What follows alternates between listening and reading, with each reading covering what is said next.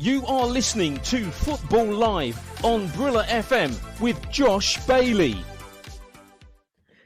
Good afternoon, everyone. I am Josh Bailey, as the jingle says, and welcome to a very special edition Football Live of on Brilla FM with Josh Bailey. Well, it's so good we had to play it twice, didn't we? Well, that is why, because today is a very, very special show today. There are 5 Premier League games for us to get through. We've got Manchester United v Crystal Palace. We've got Wolves v Liverpool. We've got Brighton v Bournemouth, Aston Villa v Leicester, and Brentford v Southampton. When was the last time there were 5 4 p.m. kickoffs in the Premier League? I'm not complaining. I'm very excited to get this show on the road. I'm very excited to bring you all the games today from 4 p.m. to 6 p.m. And I'm going to stop talking now because I really want to get this underway. Let's get the wheels moving, the train going, and we're going to head up to Manchester first between Manchester United v Crystal Palace. Jack Hesson is covering this one at Old Trafford. These teams are actually played a few weeks ago, all the way back in January. It was a late Elise winner which stole the 3 points from Manchester United that day, and honours were even at Crystal Palace in South London. Jack has got the team news for us. Jack, take it away. Very good afternoon to you, Josh. And Manchester United booked a place in the EFL Cup final in midweek, and they're looking to, in the Premier League, try and win their first game in 2 after that draw that you mentioned to Crystal Palace, and then losing to Arsenal the following week. Their last result came against Manchester City at Old Trafford in that 2-1 win.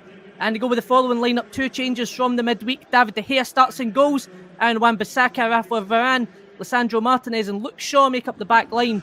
Bruno Fernandes, Casemiro and Fred make up the midfield. Marcus Rashford comes in place for Garnacho. Anthony playing on the right-hand side, and Wout Weghorst leads the line, looking for his first Manchester United goal. For Crystal Palace, they've only won 1 game since the football restart in all competitions back in December. And they go with the following lineup: Vicente Guaita starts in goals, a back line of Tariq Mitchell, Mark Guehi, Chris Richards and Nathaniel Klein comes in for Joel Ward. Will Hughes and Sheikh Doucouré make up the central defensive pairing. It's an attacking midfield three of Jeffrey Schlupp, Jordan Ayew and Michael Olise. The goal scorer last time comes in place for Super Eagle eligible Irachi Eze, and former Celtic man Odds-on Edward leads the line for Crystal Palace. They did get a good draw against Newcastle, and they have had a week break as well, so should be an interesting one at Old Trafford this afternoon. 3 o'clock kickoff, Manchester United versus Crystal Palace. It's certainly going to be a very interesting one because Manchester United have beaten Palace just once in 5 meetings, and actually Crystal Palace have won 2 of their past 3 league games at Old Trafford. It's a happy hunting ground for Palace, with their form being terrible at the moment. As Jack mentioned there, they've taken just 2 points from their last 12 available. Jack, how do you see this game going? Because obviously we've got Crystal Palace, who have not picked up after the World Cup break, and Manchester United, who have just steamrolled on. Who do you think will take away the 3 points today? I think it should and will probably be Manchester United, but I think Crystal Palace do possess a danger. When you look at the last 2 Premier League results, of course, as I mentioned, they had a break last week because they weren't playing in the FA Cup, which they got knocked out by Southampton on the 7th of January. And they've had the past 2 Premier League games was that 1-1 draw that we mentioned, and also a 0-0 draw against Newcastle, who are at the moment 3rd place. So against the heavy hitters, they are actually performing okay, even prior to that, a narrow 1-0 defeat to Chelsea side, who they aren't on form, but they've still got talents available. So could this potentially spark an upturn in Crystal Palace form should they get a result today? Perhaps for Manchester United, it might be in the back of their minds that are looking at, if they don't win today, that's a 3rd Premier League game without a win, and the repercussions potentially of that. So they want to try and get it out of the way. They want to try and get Wout Weghorst starting to get goals for Manchester United, and really what they need at the moment is an important goal-scoring centre forward. So as I mentioned, it's difficult really to say exactly how this one will go, but really Manchester United at home, winning in the midweek, they should go and do the business this afternoon. Yes, well, thank you, Jack. We'll be with you back when that game gets underway. Manchester United, who are going to be looking to take that Wembley momentum into their game against Crystal Palace. That is coming up at 4 p.m. Much like Wolves v Liverpool then. And these 2 teams have actually met more than the previous 2 sides we spoke about. They met twice in the previous January month. It was both in an FA Cup tie, and Liverpool actually came on trumps 1-0 in the replay at Molineux, thanks to a Harvey Elliott strike. Liverpool, though, they've not been in very good form, but they love playing Wolves. They've won their last 11 Premier League matches against Wolves, conceding just 3 goals. And to just put a little cherry on top of that miserable cake for Wolverhampton, Klopp has won all 8 fixtures against Wolves. The reporter here then is Jackson Cole at the Molineux Stadium. Jackson is going to have the team news for you. Oh, hi Josh. Good afternoon, everyone. As you mentioned, they have played each other twice in the last 28 days, but Wolves' team will have a bit of a different feel about it, with Julian Lopetegui handing full debuts to 2 of his January signings in centre-back Craig Dawson and attacker Pablo Sarabia. An interesting fact about Dawson, he becomes the first player to make a Premier League appearance for 4 clubs beginning with the letter W, having previously played for West Ham, West Brom and Watford. So the full team for Wolves is Jose Sarr in goal, Nelson Semedo, Craig Dawson, Max Kilman, the returning Rayan Aït-Nouri, captain Ruben Neves, Mario Lemina, Mateus Nunes, Sarabia, Mateus Cunha and Hwang Hee-chan. There's no place in the squad for new signing João Gomes, who had previously been linked with Liverpool though. Liverpool are still searching for their first Premier League win of 2023, although as you said, their fortunes against Wolves have been pretty good of late. However, their injury fortunes aren't getting too much better, with Ibrahima Konate absent due to a hamstring injury. Joel Matip comes in for him. In goal for Liverpool is Alisson. Then you have Trent Alexander-Arnold, Joe Gomez, Matip, Andy Robertson, Stefan Bajcetic, Thiago Alcantara, Naby Keita, Mohamed Salah, who's making his 200th Premier League appearance, Cody Gakpo and Darwin Nunez, who makes a return to the starting 11 after a minor knock. It's Wolves versus Liverpool with kickoff not too far away. Should be a very good one, that. And Jurgen Klopp in his press conferences, he's always an up and down figure, shall we say. Sometimes he's laughing, sometimes he's a little bit prickly. And in the press conference that took place yesterday, he was asked about Chelsea's spending and also Liverpool's maybe lack of spending, shall we say, later on in the January window. Forget at the start, they spent all that money on Cody Gakpo. And this is what Liverpool manager had to say about those topics. Did you care, really? When Roman Abramovich came to Chelsea, did anybody really care? Did anybody really care when Newcastle got taken over? So, do supporters really care? That's the question. So, but I think it's pretty obvious where the money is coming from. So it's like everybody knew it, but we accepted it. That's our fault. I think, 6,000 press conferences at Liverpool, and you were pretty much part of 5,999. If you want to write or whatever, today you don't write, today you just record, but come on. Now I have to tell you again the money story? Really? Really? Do I have to tell it again? And that's why. What could be the reason that we have money like crazy, but we don't buy the players even when they're available? That's what you think of me after all the years? Well, yeah, you can see he didn't take those questions very lightly at all, but he'll be hoping for 3 points on the road at Molineux later today. We're going to be travelling to the south coast of England next for Brighton v Bournemouth. This game really should be going our way because Brighton, since Robert De Zerbi have taken over, well, they just score goals for fun, to be greatly honest with you. They scored 26 goals in 13 Premier League games. Only 2 top sides, Arsenal and Manchester City, are more prolific in that period in front of goal. Whereas Bournemouth, on the road, they leak goals. They have conceded a division-high 31 goals on the road. That's concerning, but they'll be looking to put a stop to that today as they go all the way to Brighton in this 4 p.m. kickoff. And Matthew Key has got the team news. Yes, thank you very much, Josh. It is a lovely day at the Amex Stadium. The crowd just starting to settle in, about 10 minutes away from kickoff in this one. And there's a couple of changes for both teams, actually. The January transfer window, fairly busy. For Brighton, it was about keeping players. For Bournemouth, it was about introducing them. And they have made 5 changes to their team from a couple of weeks ago against Forest in the league. No FA Cup for them last week, having lost in the third round to Burnley. So there's debuts for Traore, Semenyo and Sensi.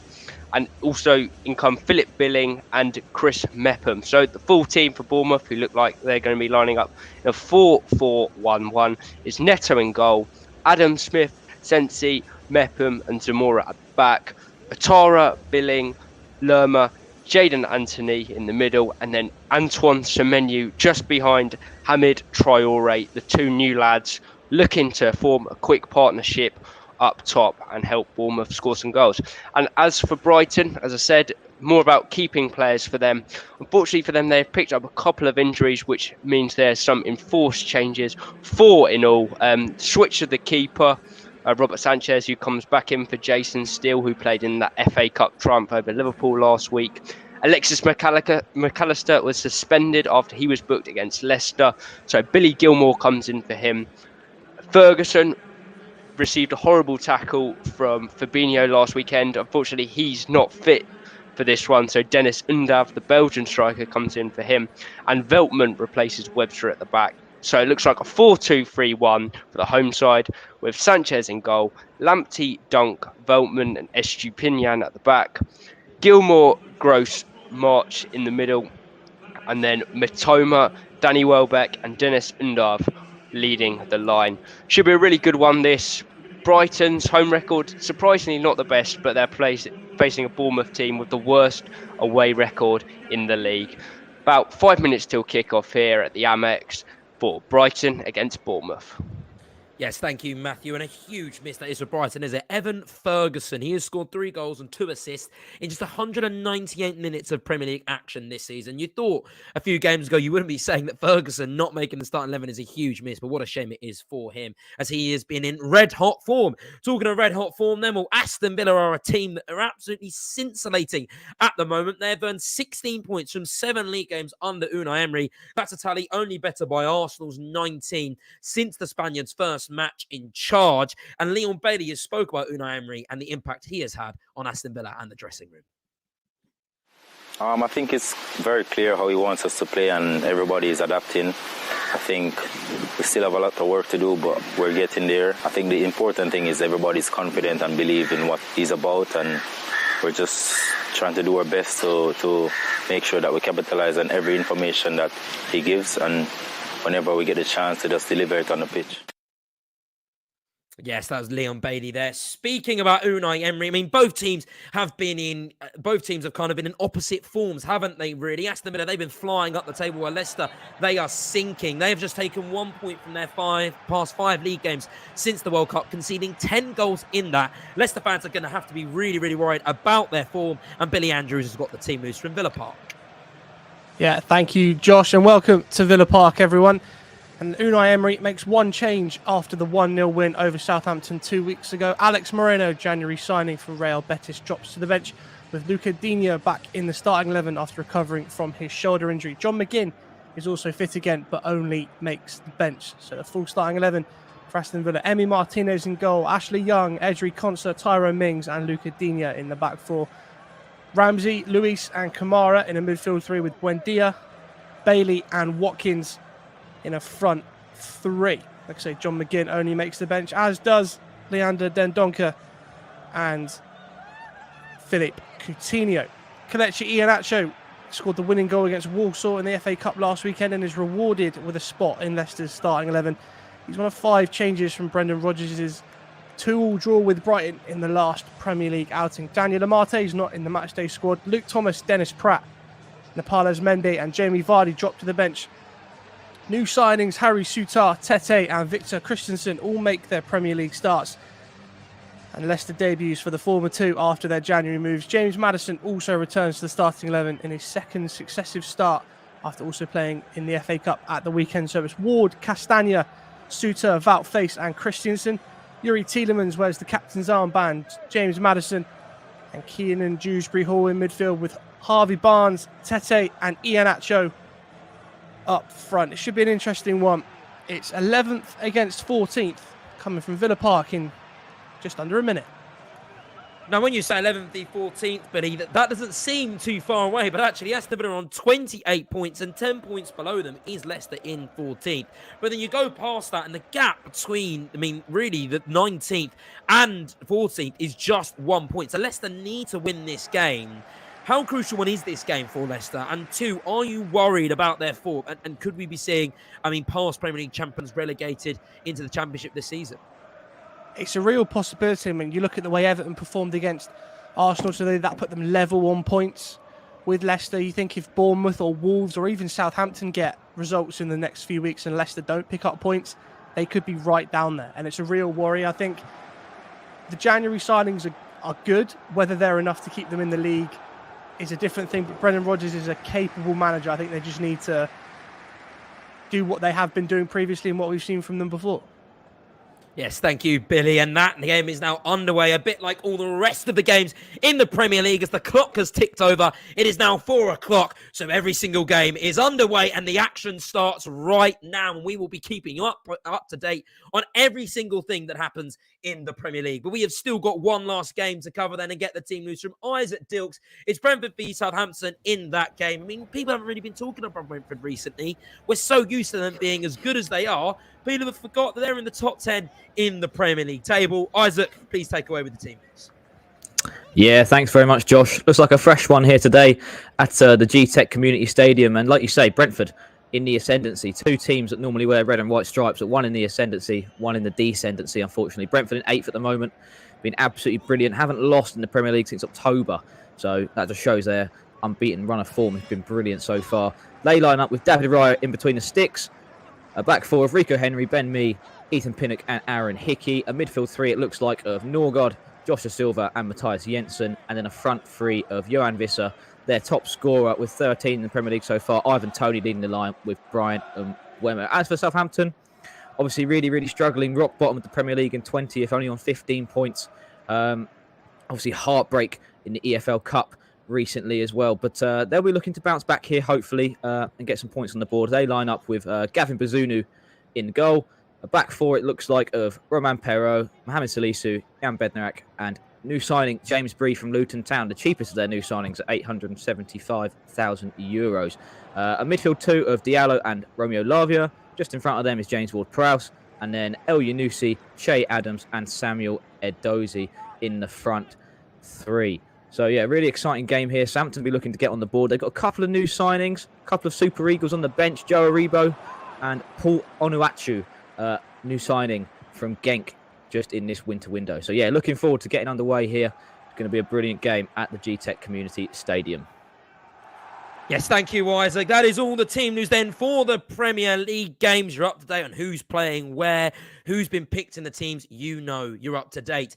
Even though we've only got reporters at the Premier League games today, I will keep you up to date on any score around Europe. Games in the Championship, such as Huddersfield v QPR. We've got Middlesbrough v Blackpool, Preston v Bristol City, Reading v Watford, and loads of other games in the Championship. There are 2 fixtures already happening in that game. Norwich v Burnley and Rotherham v Sheffield United. Ligue 1 as well at 5 o'clock. We've got PSG v Toulouse and Troyes v Lyon. That's at 7 o'clock. So the PSG game, that kicks off at 5.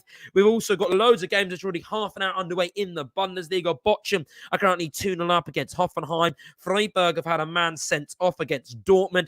There's also FC Cologne. They're coming up against Leipzig. Frankfurt are beating Hertha 2-0. Union Berlin have just scored against Mainz to go 1-0 up. And then at 6:30, Mönchengladbach are against Schalke. It's half-time in the Serie A v Cremonese and Lecce. That is 0-0 there. And coming up at 6 o'clock, a huge game between AS Roma and Empoli. And at 8:45, it's at Sassuolo v Atlanta. And as for the Spanish La Liga, the last of the top 5 European leagues, well, Espanyol v Osasuna, that has already ended. That was 1-1. Both teams had a man sent off. A brilliant game to watch that. Then coming up at 4:15, there's Elche v Villarreal. There's also at 6:30, Atletico Madrid v Getafe. And at 9 o'clock, Betis v Celta Vigo. They're all your European games. But if you want to have football live in your life all week and not just on the weekends, you can follow us on these social medias and just take a listen to this jingle to find out how.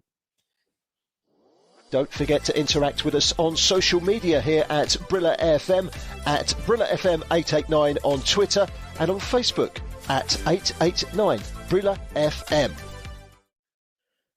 Yes, so please do follow us on those socials. Get involved with FJ and the team. They'll be coming at halftime as well. That is going to be at 52 past. Right, there's already been a couple of Premier League games that have happened. We've got 5 going on at 3 p.m, but we've also had 2 already playing as well. The one that took place yesterday was, of course, Fulham v Chelsea. That was an absolutely huge game. Chelsea that have spent all the money that they have done in the transfer window just gone past in January, more than any other team across Europe, and by quite a comfortable margin. But they were only able to salvage a 0-0 draw against Fulham. Enzo Fernandez, who they signed on deadline day, breaking the British transfer record for breaking the British transfer record that was previously held by Paul Pogba.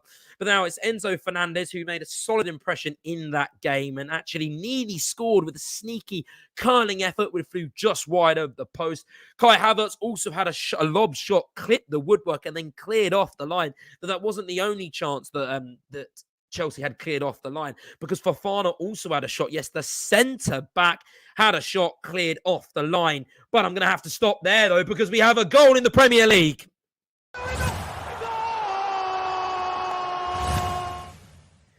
It's come at Molineux, and it has come for Wolverhampton against Liverpool. Yes, Wolves are 1-0 up in that game. We thought it was impossible that Liverpool might actually lose this game because they have a faultless record against Wolves. And also considering the fact that Wolves, they don't really score at all. They're failed to score in half of their 20 Premier League matches this season. Only Bournemouth have a worse record, but they have taken the lead with inside 6 minutes. It wasn't one of their own, though. It was a Matip own goal in that game, which has put Liverpool 1-0 down. 6 minutes gone. It's Wolves 1, Liverpool 0, and we will be with our reporter in that game, who is obviously Jackson Cole, and he will bring us up to date and all the details of that goal. We're going to go back, though, to just rounding up the yesterday game, Chelsea v Fulham, because yes, Chelsea had all those chances, and yes, they had 2 shots cleared off the line. However, they just didn't do enough to create enough to win. They struggled with real goal-scoring chances and actually only finished the game with just 3 shots on target. Not a good effort at all. And Fulham really did deserve the point. It was a superb defensive display, and they now move up to 6th in the table, just 3 places and 2 points above Chelsea. So Chelsea, I mean, they spent all that money. It's going to take time for people to click. It's going to take time for players and people to click. So let's be a little bit patient.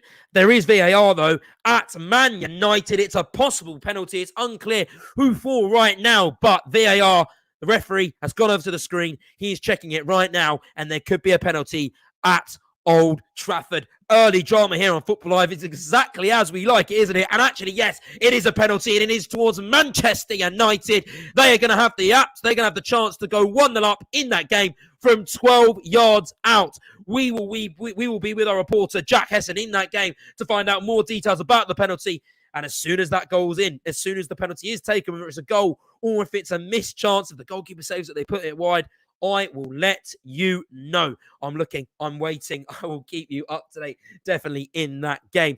The other game, though, earlier is 12:30 then. But before we discuss the 12:30 game with Everton, and obviously Everton who beat our Liverpool Premier League leaders, Arsenal, a huge win for Everton at the bottom of the Premier League, and a huge defeat for Arsenal, who obviously lead the Premier League and need 3 points wherever they can. But we are going to go right now then to... Well, we were going to go to Jackson Cole, but just to let you know, Manchester United have scored that penalty, so it is a goal.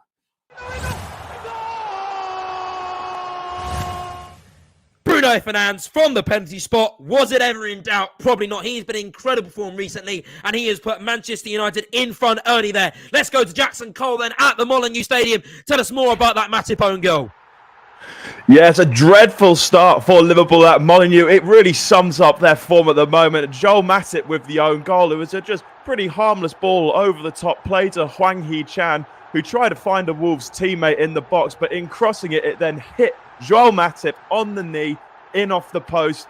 And this goal actually is the 26th Liverpool have conceded this season, which is the same amount than they did in the whole of the last Premier League season. That just shows how poor their season has been so far.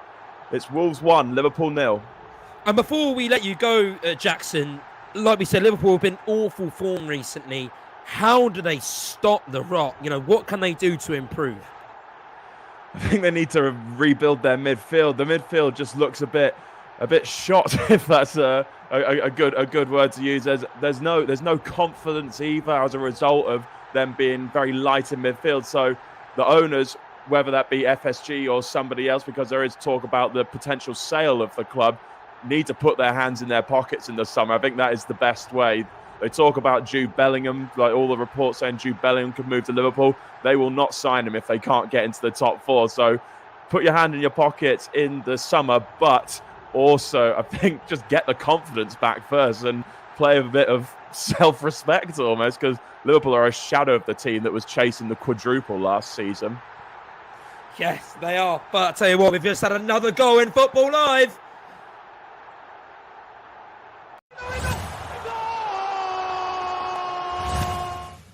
Aston Villa have taken the lead against Leicester. They now lead 1-0 in that game. Ollie Watkins with the goal. That means within inside 10 minutes of the Premier League action, we have seen 3 goals. That's absolutely huge. Before we go to Billy Andrews with information on that Watkins goal, though, we are going to go to Jack now to tell us more about that goal at Manchester United.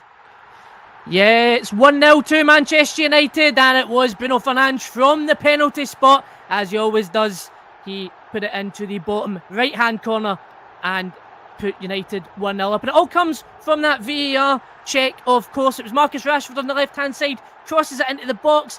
Will Hughes had his right arm all the way up, almost as if he was looking to block it. It didn't look deliberate, but still, if you have your arm in an unnatural position like that, then you're always running the risk of a handball. It stopped it from getting into the box. The VAR took a look at it, and after about a minute or so, it was given as a penalty. So handballs can be very contested, and there's so many grey lines with the handball rule, but that seemed like a more certain one for the referee to give after going and checking it with VAR. And Bruno Fernandes, of course, from the penalty spot, does what he always does.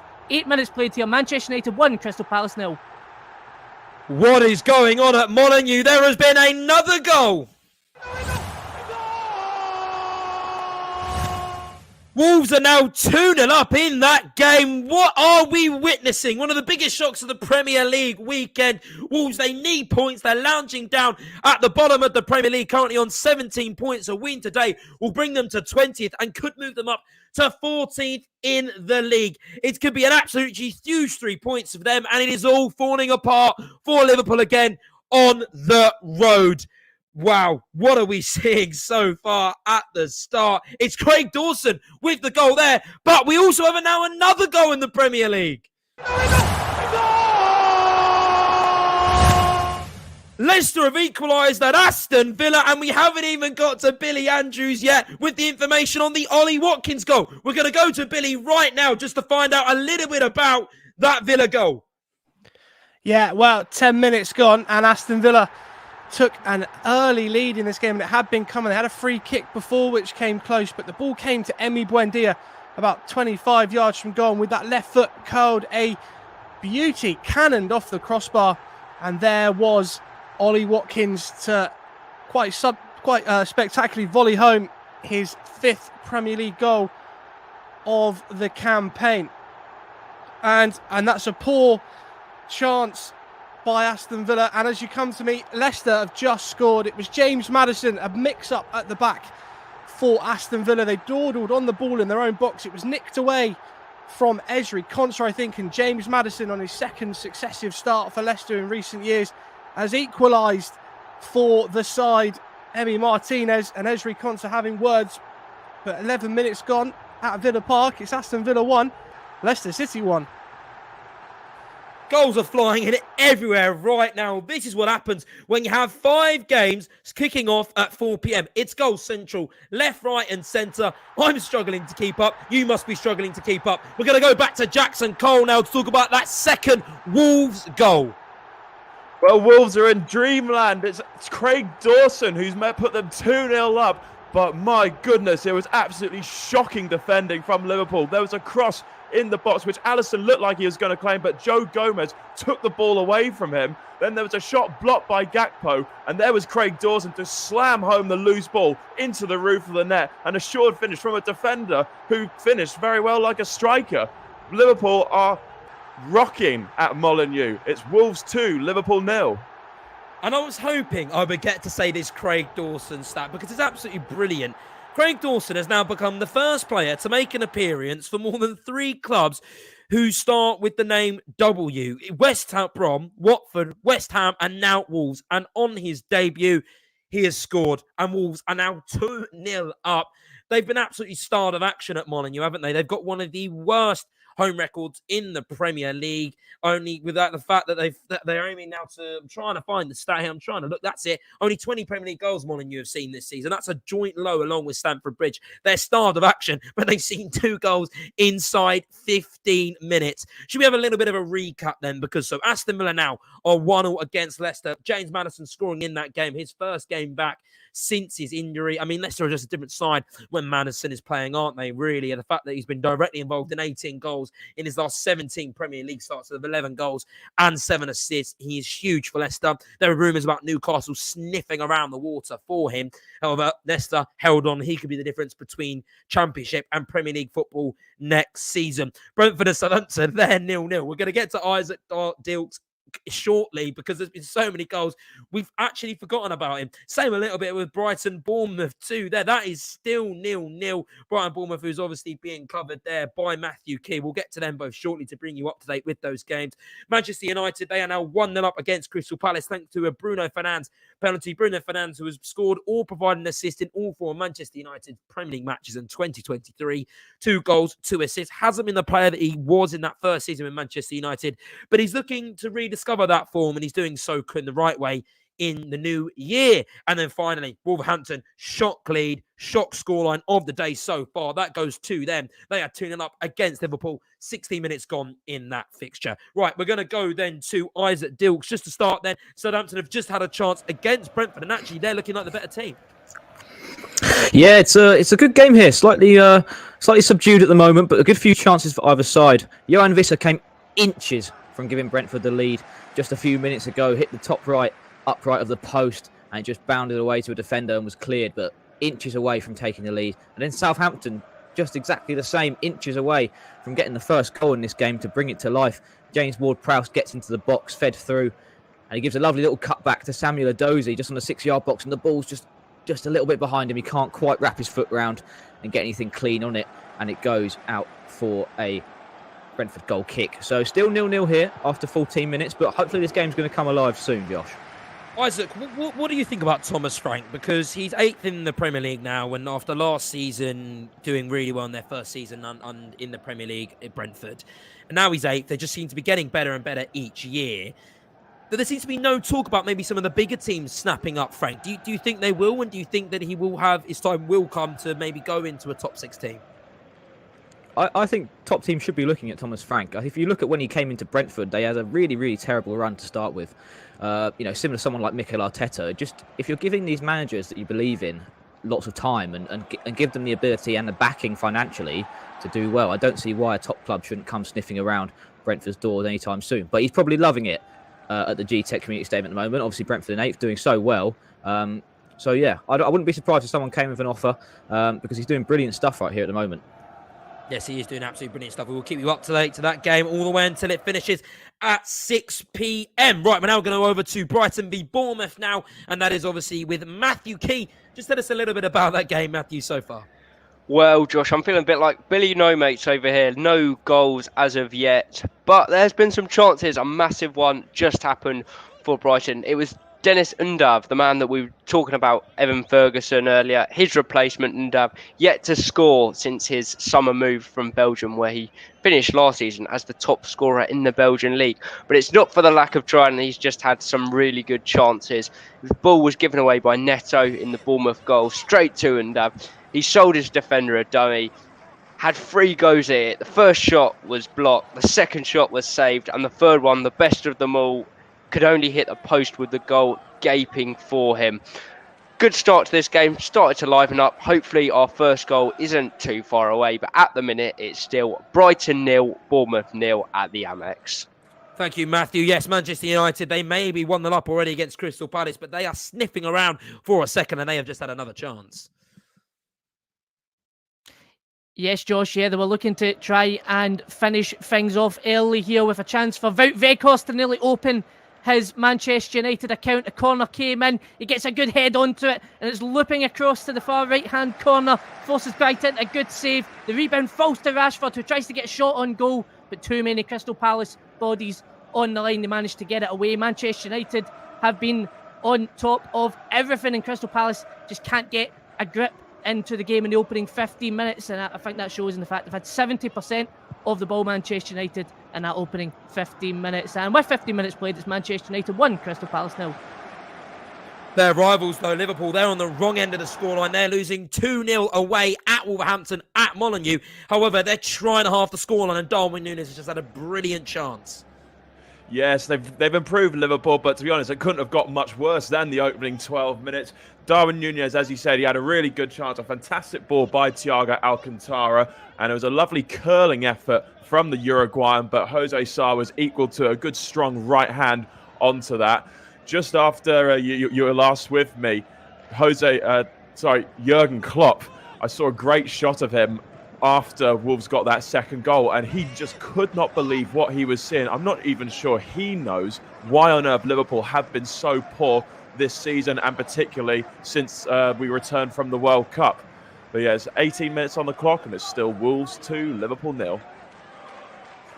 Yes, thank you for that, Jackson. Yep, and as I was saying, goals flying everywhere. My words have been taken away from me, to be honest. I've just been absolutely flabbergasted by how brilliant this opening 20 minutes has been in the Premier League. Though we already had one game at 12:30 and mentioned it a little bit before, Arsenal losing at Goodison Park to Everton in that game. It was the second half. James Tarkowski header, Dwight McNeil with the assist from a corner.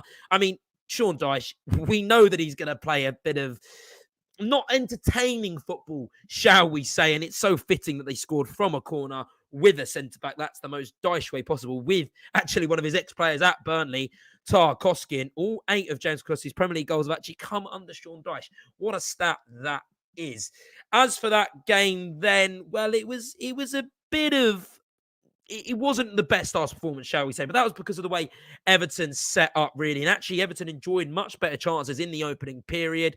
Calvert-Lewin couldn't convert from an excellent Onana cross, and he also had a header flicked wide as well, Calvert-Lewin returning from injury. Arsenal, they were really outfought. I mean, that's typical of a Dyche performance. He spoke in his press conferences about being physical, about having that grit, and just having the desire to win again. It's typical of a Sean Dyche side, really, isn't it? And they were outfought, Arsenal, for large periods, failed to find any rhythm against that 5 in midfield of Everton. And January signing Trossard did force a Pickford save late on, but apart from that, the Gunners didn't really create much. They weren't able to find a leather. And if Manchester City win tomorrow at Tottenham, their lead will be cut to 2 points. So some fixtures are just written in the stars, aren't they, to be greatly honest with you? Some fixtures just meant to happen. And it felt like Arsenal were meant to lose today at Goodison Park. Everton with a new manager, Sean Dyche. Dyche had been speaking in his press conference all this week, and this is what he had to say before this game. Well, firstly, delighted, obviously. Big challenge ahead, but one that I'm ready for, one that I want to take on. And looking forward to hopefully playing my part in realigning things, it starts in a weird way off the pitch, actually. Getting a feel of the group. I've got to learn about the group, going onto the pitch. I know about the fans, that's for sure, and how precious this club is to them, and showing them that we're ready to work and we're ready to give them what they want. And certainly that starts with sweat on the shirt, a bit of effort, a bit of feel, and getting back to some of the basic principles of what Everton Football Club, in my opinion, has stood for a long time. Been in here, obviously, with teams and experienced that when it's really rocking. Tougher times at the moment, but we want to bring back that feel, that good feel. And all I can ask for is a bit of a breather, because I know there's a lot going on at the minute. But at the end of the day, we need the fans. We need unity. We need to be aligned from right the way through the ownership, right the way through me, right the way through the staff, into the team and out to the people. Yes, and everything he spoke about during that press conference we saw today with Everton on the pitch, an inspired performance and a huge 3 points against the Premier League leaders, which now sees them go out of, or was out the relegation zone, but they're now back in it with Wolves winning their 18th, but a huge 3 points, which moves them to 18 points in 18th. Now, this next clip might be a little bit poorly timed with the fact that Arsenal did lose today, but Bakayoko Saka during the midweek actually had a few things to say about Arsenal's superb first half of the performance. Like I said, not the best timing, but still, we want to hear what he had to say. Yeah, that's really significant, and it's definitely something we can be proud of. But we have to stay humble at the same time, because we have, like you said, it's only halfway of the season. Things can change very quickly. But the way we're playing now, if we continue like that, we'll be in a good place at the end of the season. So we just have to keep it up.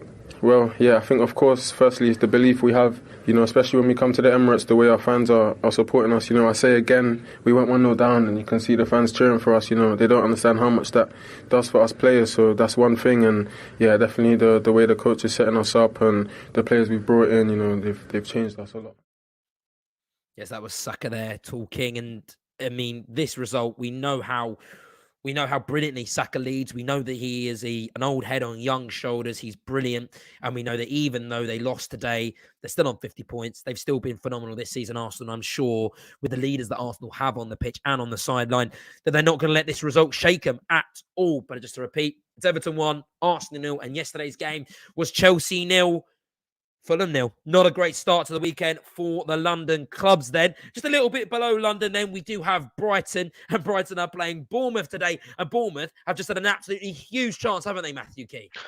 Yes, that's right, Josh. Now, I knew what I was going to expect to see from Brighton today. We know how well they've been playing recently. Bournemouth, I was wondering what sort of performance we're going to see from them. And I can tell you they've not come here for 0-0. They've not come for just to grab 1 point. They're looking for all three, and I've been really impressed with them in the opening 20 minutes. They've had arguably the best chance of the game just now. Some really nice link-up play between Semenyo and Smith on the left-hand side. The latter cutting the ball back for Jefferson Lerma, and with the goal almost having all the goal to aim at, he decided to be clever, put it in the near post of Robert Sanchez's goal, put it wide. It was a huge chance for the away team, but they can take encouragement from how they've played these first 20 minutes. Still, Brighton 0, Bournemouth 0. 0-0 in there, and we only have 2 0-0 games in the Premier League so far. That's between Brentford and Southampton, and as obviously Matthew just said there, between Brighton and Bournemouth. The rest of the scores then is Aston Villa 1, Leicester 1.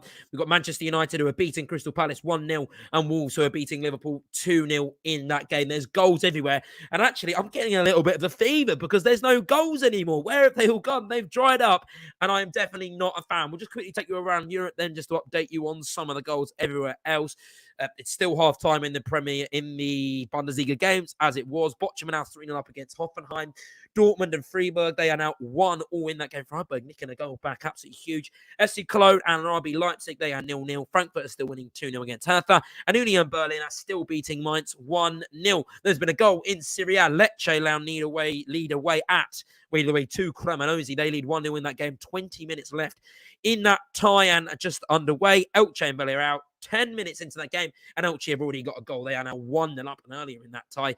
Espanyol were playing Otsuana 1-0, 2 red cards for both teams, and a little bit of update in the Championship for anyone that's playing. Swansea are drawing 1-0 with Birmingham, Reading and Watford are 0-0. Our fellow presenter Chris Balding's not going to like that one.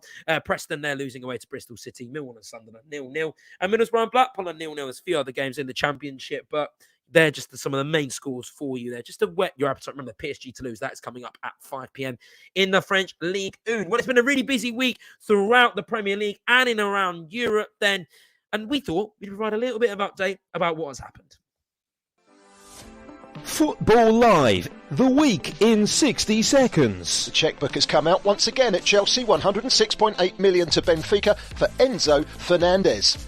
A period of recuperation is required for Tottenham manager Antonio Conte. He had his gallbladder removed this week. Cholecystitis is the reason that he won't be playing any part in the game between Tottenham and Manchester City on Sunday. We now know who will be competing in the Carabao Cup final. No surprise really. Manchester United and Newcastle United will be meeting at Wembley at the end of February after their semi-final victories in the week against Southampton and Nottingham Forest. In Spain, Vinicius Jr. amongst the goals as Real Madrid closed the gap on Barcelona at the top of La Liga with a 2-0 home win against Valencia. And Arsenal have announced that Gabriel Martinelli, who scored 7 goals this season for the table-topping Gunners, has signed a new long-term contract, the Brazilian tying himself down for the foreseeable future at the Emirates Stadium. And finally, Kylian Mbappe's thigh injury means he will miss the PSG versus Bayern Munich first leg Champions League last 16 tie in just a couple of weeks' time. Yes, thank you, Barry. That is, of course, Barry Swain, who's normally a presenter on it. He's not presenting this week. I want to say he is reporting tomorrow. I might be wrong, but you might be hearing that voice on Brilla, on Football Live tomorrow then. Right, let's get around the grounds then. Let's get away and back into this Premier League action. We're going to start at Villa Park as we've had a huge chance for Aston Villa, haven't we, Billy Andrews? We have indeed, and it was those two again. Buendia and Ollie Watkins. It was a lovely cross across the middle of the box, that corridor of uncertainty by Emi Buendia. It was missed by Danny Ward, and Ollie Watkins just got it caught under his feet, and Wout Faes cleared away for a corner that was then cleared by Leicester. But Aston Villa, since that mix-up at the back, in the ascendancy, although Kelechi Iheanacho is causing Tyrone Mings and Ezri Konsa all sorts of problems on the break. But just under half an hour gone, it's still Aston Villa 1, Leicester City 1. Scores remain the same there, and the scores also remain at Old Trafford, and Manchester United still lead 1-0. Is there any updates there, Jack? Yeah, 28 minutes played. It's still Manchester United 1, Crystal Palace 0. We've just had a chance there. Marcus Rashford being played in by Bruno Fernandes. He gets a shot away, but it's a tight angle and goes out for a corner. Other than that, Crystal Palace have had a little bit more of the ball, but not enough to cause any meaningful threat to Manchester United so far. And really, it has been cruise control so far for Manchester United still. 27 minutes played. Manchester United 1, Crystal Palace 0. Jack, how, obviously earlier in the week, it's been well documented that Manchester United are back in Wembley. They're in the AFL Cup final. How important is it for Ten Hag to win a trophy this season?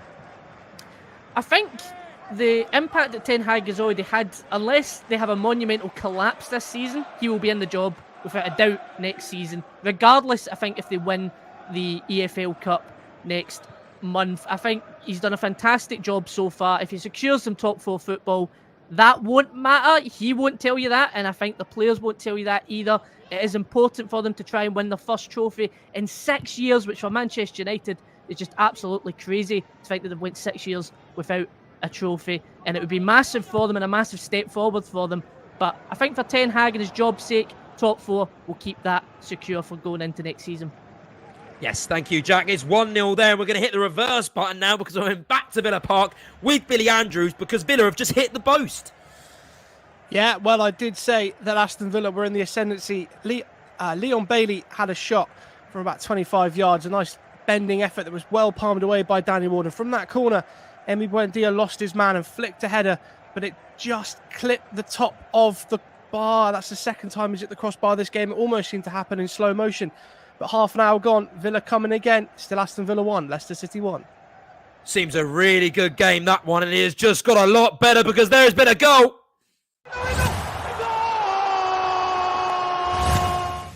As soon as we leave, Billy Andrews, Aston Villa take the lead in that one. They are now 2-1 up.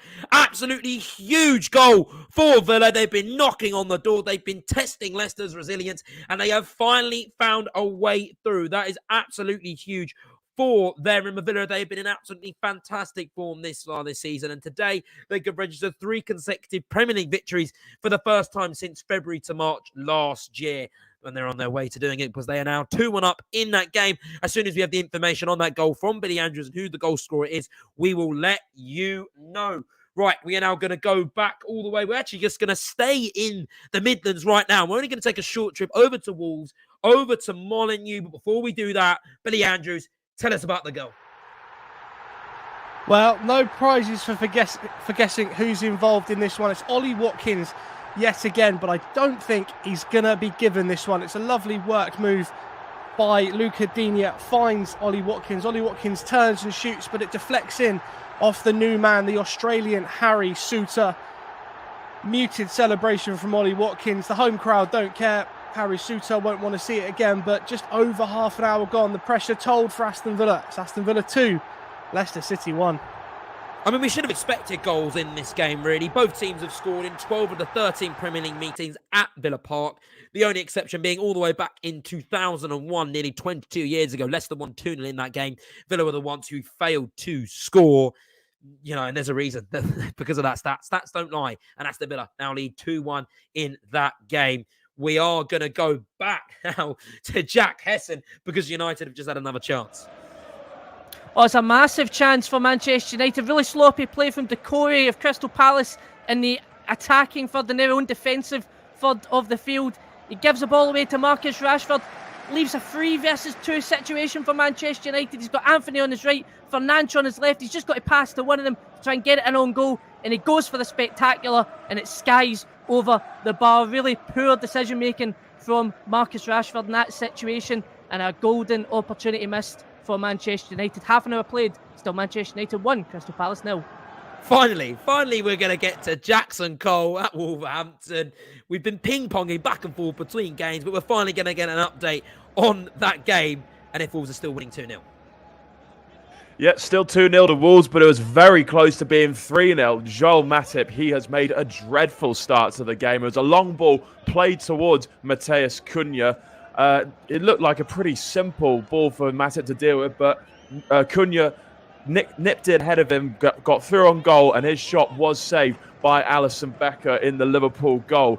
Liverpool attack is very much the best form of defence for them because they've looked all right when they've got the ball at their feet. They've caused problems for that Wolves defence. Darwin Núñez had that chance. Salah a short time ago had a shot which went just over the bar.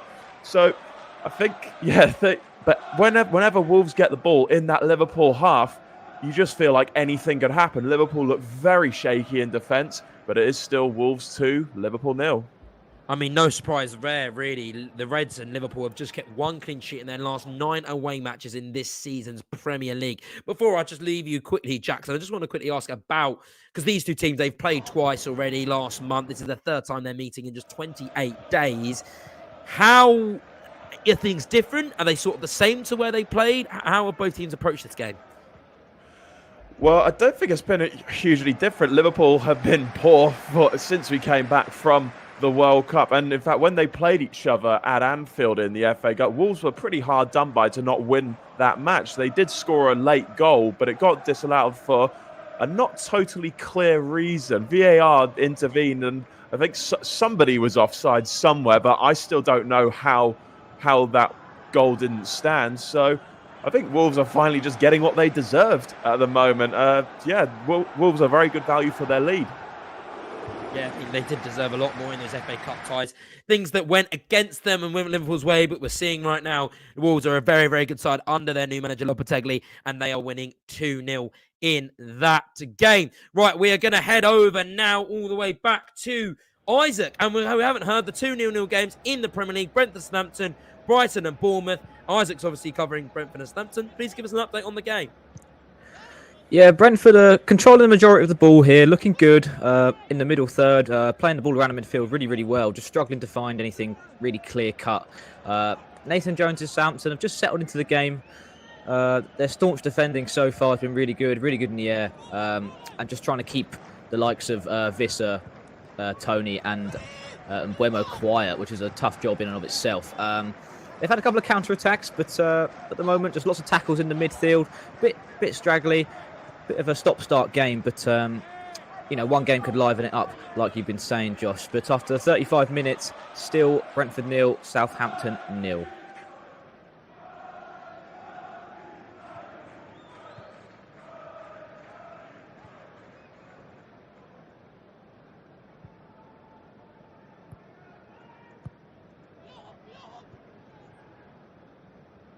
Is turning. Oh, hello. There we go.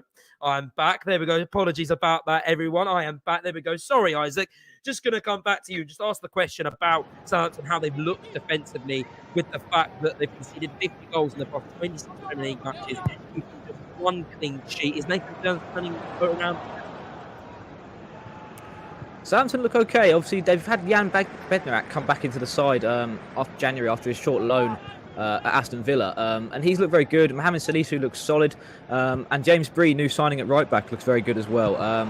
Hopefully Nathan Jones can just get this side stop leaking goals, and then they can look to move forward and build up that attacking play as well. But so far 0-0 seems like a fair reflection of the chances both sides have had, Josh.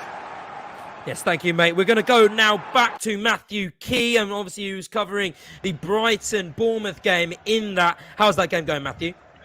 Yeah, really flowing into a nice rhythm here, Josh. Both teams just had good chances. Brighton starting to control possession, had a flurry of corners. Not much came of them, but they just had a good chance. Pull back from Mitoma, who hasn't been in the game too much, considering how good in form he's been in recently. He cut the ball back. It was brilliantly intercepted by Philip Billing. Did well not to put the ball into his own net, to be honest. And then straight away from the other end, one end to the other, Bournemouth clear, put together some really nice passes. There was some strong running from Jadon Anthony, down the left-hand side. He cut the ball back to Semenyo. He just got squeezed out, couldn't quite get a good angle on the shot. So yeah, still 0-0, but encouraging signs. Hopefully it won't be too long till the first goal of this game. But at the moment, it's still Brighton 0, Bournemouth 0 at the Amex. I am sorry about those 0-0 games, obviously between Brighton and Bournemouth and Brentford Southampton. But there's a lot of action going on right now at Villa Park because Leicester, even though they're 2-1 down, just obviously conceding that goal, they're looking for a way back into this game. Yeah, that's right. It almost came about the same way as Leicester's first goal. Villa dawdling around near their own penalty box. It's given away to James Maddison, who turns and fires first time and almost catches Emi Martinez out. And it just goes inches wide of his far post. But Leicester not lying down and taking this one. Just over 5 minutes to go before half-time. It's still Aston Villa 2, Leicester City 1. Now, it is very important that you keep up to date with Football Live all throughout the week. And if you want to do that, listen to this jingle. Don't forget to interact with us on social media here at Brilla FM, at Brilla FM 889 on Twitter and on Facebook at 889 Brilla FM. Yes, thank you for that, Barry. Should we have a little bit of a recap then on the Premier League scores so far? Because there's been so many goals flying in everywhere throughout the first half of Football Live. Aston Villa there beating Leicester 2-1. We just heard from Billy Andrews. However, as I say that, we've just had a double taking of goals in the Premier League. Leicester have just found an equaliser against Aston Villa, and Brentford have put themselves 1-0 up against Southampton just before half-time. Two huge goals in the contents of the Premier League. Brentford, who were 0-0 in that game, they're now 1-0 up. But as again, we'll get to both our respective reporters in those games once we have information of the goal scorers. It is a Nigerian goal scorer, though, for Leicester. Iheanacho has brought the Foxes level against Aston Villa. What a fantastic game we have there. Back and forth, topsy-turvy, both two competitive teams going head-to-head. Fantastic, beautiful, free-flowing football. As for Brentford, then against Southampton, it is 1-0 there. It's unclear on the goal scorer yet, but as I said, we will get that to you and information on those goals when we can. Ben Mee, he was the goal scorer there, the centre-back. He always mixes in with the goals. He loves to get his head on some, and he has put Brentford 1-0 up. We're going to go to Billy Andrews now. Tell us more about that Iheanacho goal. Well, he scored the winner against Walsall in the FA Cup, and he scored the equaliser at Villa Park. It's good work from Leicester. The first time cross is cleared, but they recycle it well. Back out to Harvey Barnes, who crosses it in, and there's the Nigerian Kelechi Iheanacho diving header to put past Emi Martinez. I did say they weren't taking it lying down this game, and they have just equalised for the second time in this game. Tyrone Mings, absolutely nowhere near his man. Slight hint of offside, but I don't think they're checking it. 5 minutes to go till half-time. It's Aston Villa 2, Leicester City 2. Yes, that's a huge game. I mean, I'm absolutely perplexed with that game. It's absolutely brilliant. But maybe it's a good thing that Leicester are not actually winning in that game and they're having to chase it, because the Foxes have dropped 19 points from winning positions this season.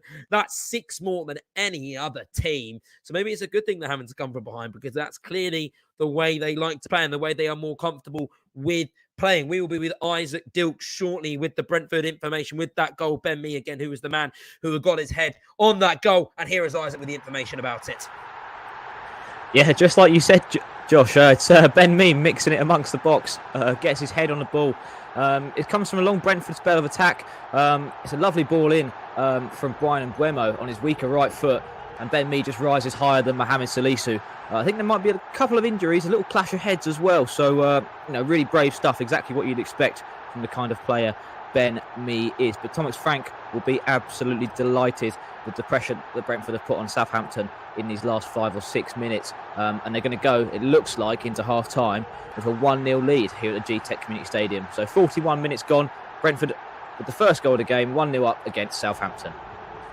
We started the first half with goals and we are ending the first half with goals there. 2 huge ones for Leicester and Brentford respectively. And that has really spiced things up as we close into this half time, going around the half times. Remember, we will be with FJ and the team at 52 past with their half half-time show.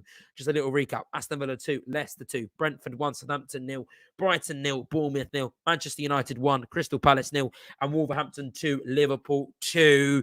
Brentford, though, they have doubled their advantage.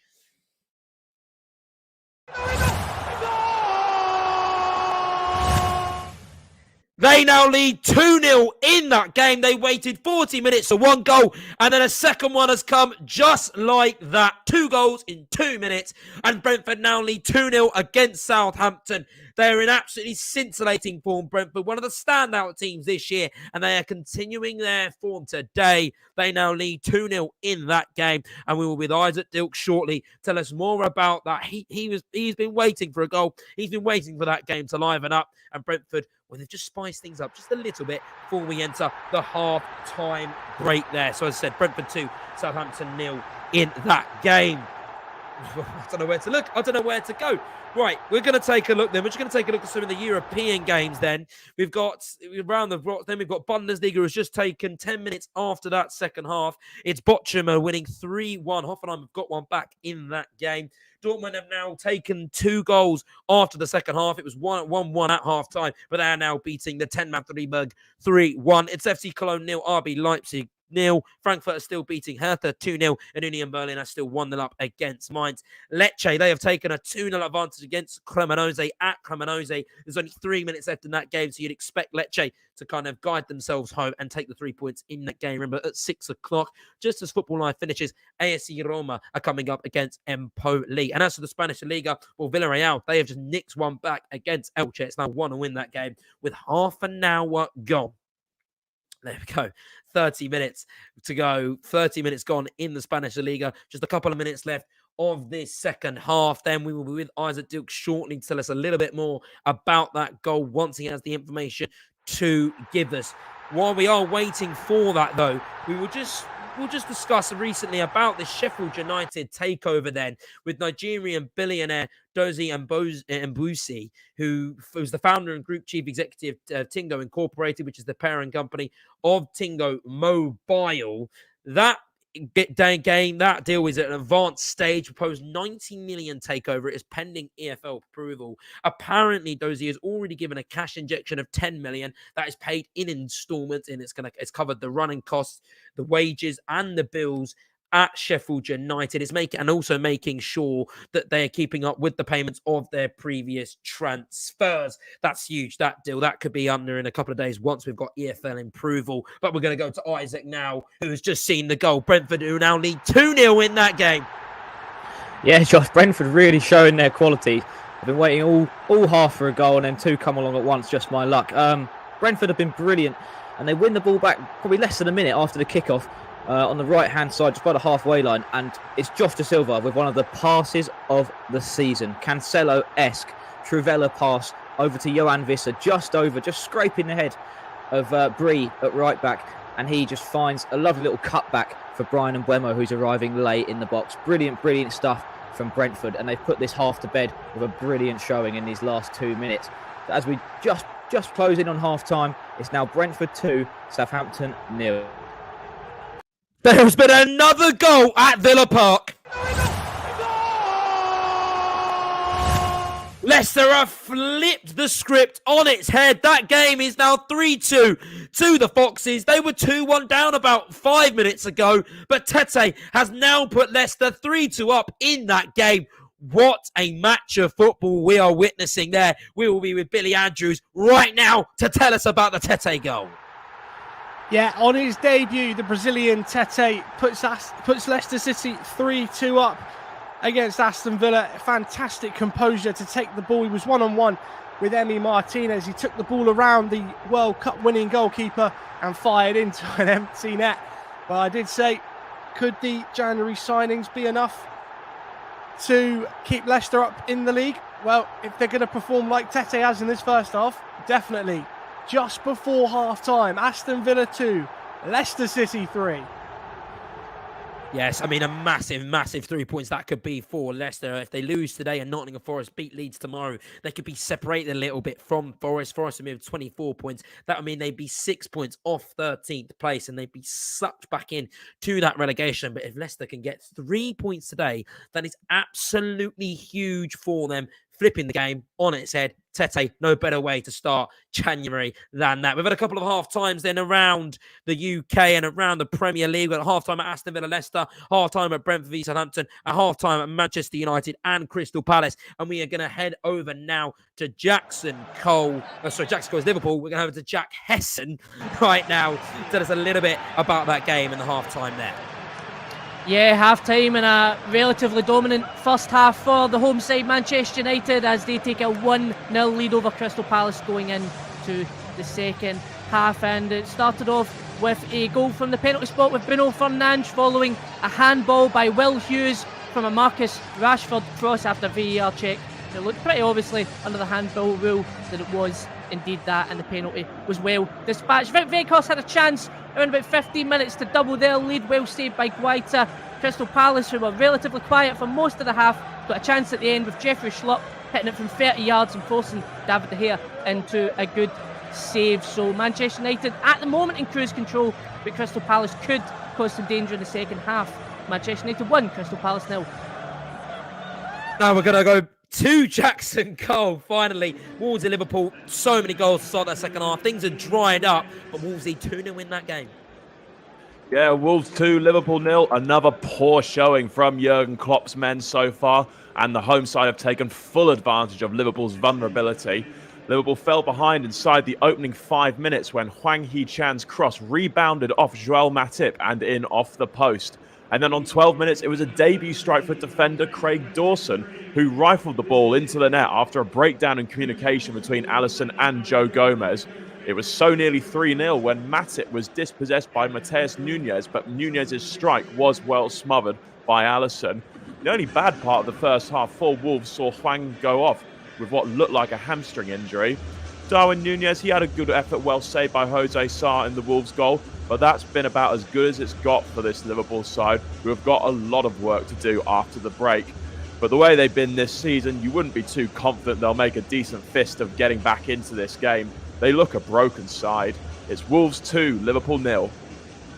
So 2 half-time reports for you then before we go to FJ and the team for their half-time show. It's half-time everywhere in the Premier League right now. We've got Aston Villa 2, Leicester 3, Brentford 2, Southampton 0, Brighton 0, Bournemouth 0. We will be having those half-times after FJ has spoken and done the half-time show. And as we've just heard there from our two respective reporters, it is Manchester United 1, Crystal Palace 0, and Wolves 2, Liverpool 0. What a fantastic first half of Football Live and Premier League action. Here's to FJ.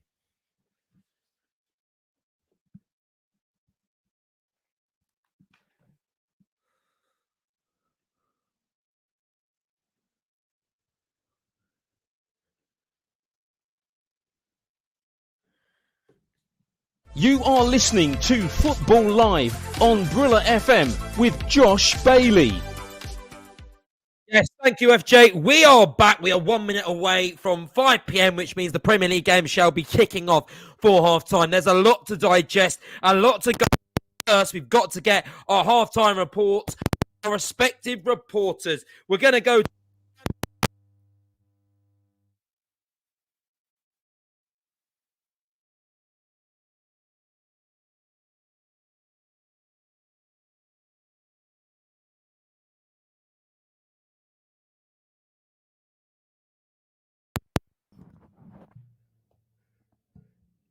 And we will go to Billy Andrews now. Apologies for that. We're going to go to Billy Andrews.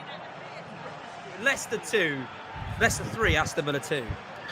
Well, just the 5 goals in the first half at Villa Park, and it got off to the perfect start for Aston Villa. Emi Buendia's curling effort crushing into the crossbar, but there was Ollie Watkins to tap in after 9 minutes. But just 3 minutes later, Boubacar Kamara lost the ball inside his own box to Kelechi Iheanacho. He rolled it to James Maddison, and James Maddison equalised 3 minutes after going behind it. Then the pressure really told for Aston Villa. A Harry Souttar own goal deflecting Ollie Watkins' cross over Danny Ward into his own net. A nightmare debut for the man from down under. Full half-time, Kelechi had actually got them level after a diving header from a beautiful cross by Harvey Barnes, and then it got even better on the stroke of half-time. Tete on his debut, the new man signed in January, played in again by Kelechi Iheanacho, 2 assists in the first half for the Nigerian. He took it round Emi Martinez and tapped into an empty net. I had to have a lie down at half-time in a dark room, but we're ready to go again. Half-time, Aston Villa 2, Leicester City 3. Yeah, I mean, what a phenomenal game you're watching there, but he can't wait to find out how that one develops over the course of the second half. We're going to now go over to Isaac Dilkes for the half-time report between Brentford and Southampton. Yeah, tremendous last 5 minutes for Brentford. They made all that pressure pay. Their hard work paid off in those last 5 minutes, putting themselves 2-0 up at the G-Tech Community Stadium against Southampton at half-time. Their pressure told. There were some great chances for both sides. Southampton have been on the counter a little bit, but struggling to find anything of real quality. But Brentford have just camped themselves out in that last 10-15 minutes before half-time, in the Southampton half, in their attacking third, and just really made them pay. Ben Mee with the first goal, an exquisite header, took a knock on the head as well, just for his bravery, and then Brian and Mbeumo after a sumptuous ball from Joshua Silva. So, yeah, Brentford making their quality clear. And I think Nathan Jones will have his work cut out, giving his players a bit of a hairdryer treatment at half-time, trying to get them just right up for this game. And we might see some new signings as well. Paul Onuachu as well, the Super Eagle on the bench, might make an impact on this game. But yeah, half-time, Brentford 2, Southampton 0. And then the only game that doesn't have any goals, I feel so sorry for Matthew Key in the South Coast between Brighton and Bournemouth. I don't think it's been as boring as the scoreline suggests, has it, Matthew? No, absolutely not, Josh. It's been a pretty good game. I just feel a bit left out with all the goals flying in around me, hearing that goal jingle, and not a single one for me. But yeah, been a good game. Both teams properly going for it. No, neither just looking for the draw. So I keep saying it, but I hope the deadlock will be broken at some point. It wouldn't surprise me at all, and I think one goal could really liven up the game. Not sure which way it will come just as of yet, as it's been fairly even, both teams having good spells of possession and chances. But at the minute, as we're just about to start the second half, Brighton 0, Bournemouth 0 at the Amex. Well, there we go. That's all our half-time reports done then from our reporters. A phenomenal first half action in the Premier League. I cannot wait to get this second half underway. The first kickoff has just come between Brighton and Bournemouth. The others are yet to get going, but they will soon. And as soon as they do, we'll be around our portals to find out some of the early half action. Now, FJ, at half-time, he asked me, when was the last time that Wolves beat Liverpool in the Premier League? Now, I wasn't too sure, FJ, but I've got my sources, I've got my contacts, and I've actually found out the answer to that question. It was Wolves 1, Liverpool 0, all the way in 2010. And it was Ward who scored that game. Stefan Ward who got the winner there. So, you know, FJ, you're trying to catch me out. You're trying to test my football knowledge and saying that maybe I don't know anything, but I do. I do know that. I know that question. Wolves, they're well on their way to winning that game and winning it comfortably, 2-0 up at half-time at Molineux. I also had a listener say as well that they want Frank Lampard back at Chelsea. What is that about? Frank Lampard back at Chelsea. I mean, they may not be doing the best at the moment, Chelsea. However, you've got to give Graham Potter time. But also, it wasn't very pretty when Lampard was in charge at all, was it? And, things aren't great at the moment. But I think they probably would have been a lot worse if Frank Lampard is in charge. So I'm not sure about that opinion or that take. But look, everyone's welcome to their opinions here on Football Live. We'll stay a little bit with Chelsea right now, shan't we? And just talk about their spending, really. Because they spent so much money over the couple of last weeks and over the January transfer window, haven't they? That actually, it's ridiculous. And in general, the Premier League spending has been ginormous. The La Liga president, actually, Javier Tebas, described the Premier League as a doped market that could jeopardize the sustainability of European football. Whether you disagree or agree with that, that's a very harsh take and a very extreme take, actually. The spending spree of the Premier League has been ridiculous. £815 million were spent over the course of the January transfer window, which is insane. I mean, half of that was Chelsea, wasn't it? And actually, Chelsea's gross transfer expenditure was more than the combined total of all clubs in the Bundesliga, La Liga, Serie A, and Ligue 1. And it was actually more than the cumulative spent of Premier League clubs in every January except 2018. An absolutely insane amount. The Premier League, it's getting stronger. It's getting better week in, week out through the TV deals, whatever it may be. They're spending so much. But every Premier League, every league has its time. We think about Serie A in the 90s, and we think about the La Liga during the 2010s. Every league has its time. Every league has the centre stage. The Premier League's time is now. I guess the worry for the other European clubs is it doesn't look like it looks like the Premier League is slowing down anytime soon at all. I mean, and if you're a fan of any Premier League clubs, long may you welcome it, because like we see teams like Aston Villa, like we see teams like Brentford, they've got a little bit of financial power and they're doing really well to spend it. But we're going to go to Aston Villa right now, because that game has started off where it left off, because that's an absolutely huge chance. It just came close to making their lead 2. Yeah, and it's Aston Villa giving the ball away very easily again. Iheanacho goes through on goal, but his attempt to place the ball around Emi Martinez just finds the side netting, but literally seconds gone in this second half. Leicester starting how they finished. Aston Villa in a dangerous position. We had 2 changes at half-time. Coutinho and Moreno on for Ramsey and Luca Digne, but somehow Boubacar Kamara, who could argue was at fault for 2 of the Leicester goals, remains on the pitch. 46 minutes gone. Aston Villa 2. Leicester City 3. That game is going to be absolutely phenomenal as we continue into the second half. Then, shall we go around the grounds then? Because we've had a couple of minutes action at every Premier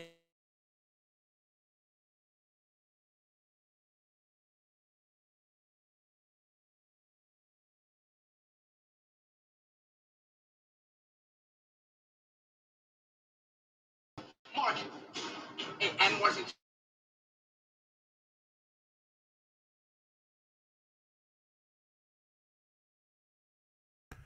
Yes, good afternoon, everyone. It's Joel Kane here, just coming in for Josh Bailey for the time being, and we just have some technical issues that's going on at this moment in time, but we'll carry on as we do. Let's go to Billy Andrews for the latest on the Villa. It seems like they have a chance there, Billy Andrews. Yeah, Aston Villa had a massive chance, John. It was that man who came on at half-time, Philippe Coutinho, pulling the strings. He whipped a lovely cross into the box, and Tyrone Mings just flicked it towards goal, but it was deflected out for a corner, and the resulting corner fell to Ashley Young, but he couldn't find a shot.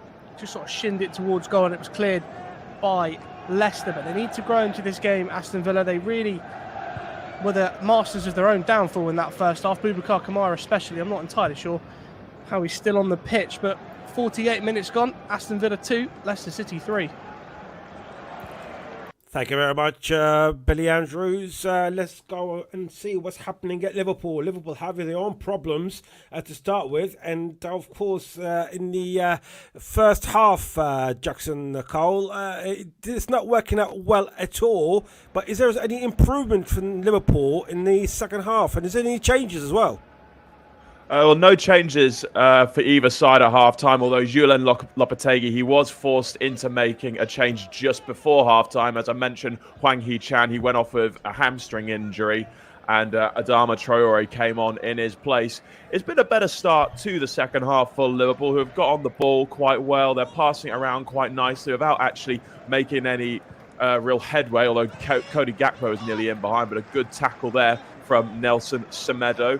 So I'm sure Jurgen Klopp has given his players a rocket in the second half. I actually saw just before kickoff Thiago Alcantara and Darwin Núñez like they're having a little bit of an argument.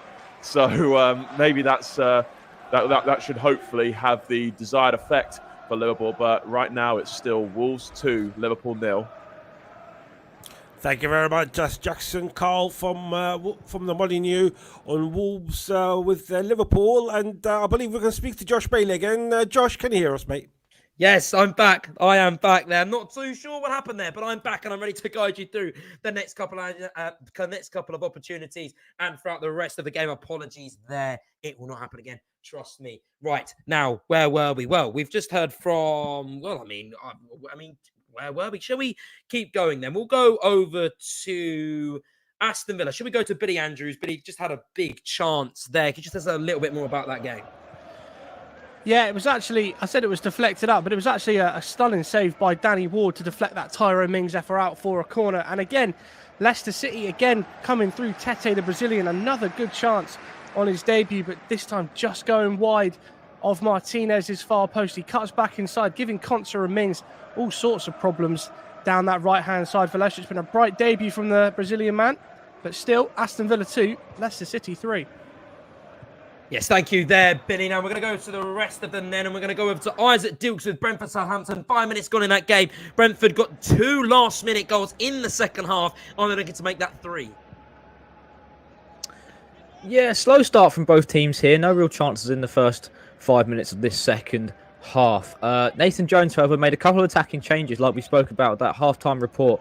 It is the Super Eagle, Paul Onuachu, fresh off his move from Genk, who comes on up front and forms a front two with Che Adams. And James Ward-Prowse is going to drop a little bit deeper into a 4-4-2 into that midfield, as it's Amad Diallo who's come off, and another new signing from Rennes, Kamaldeen Sulemana, comes onto the pitch for his Southampton debut as well. So hopefully these new signings, hopefully these guys can liven up the game a little bit and just drag Southampton out of the mire back into this contest. But after 5 minutes in the second half, it's still Brentford 2, Southampton 0.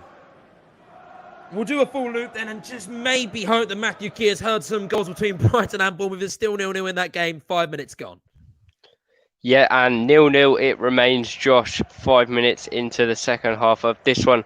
Again, still bright from both teams. There's certainly going to be a goal. I'm sure about it. I'm positive about it. I'm willing it there to be a goal. Matoma, some good play from him. Like to see a bit more of him in the second half.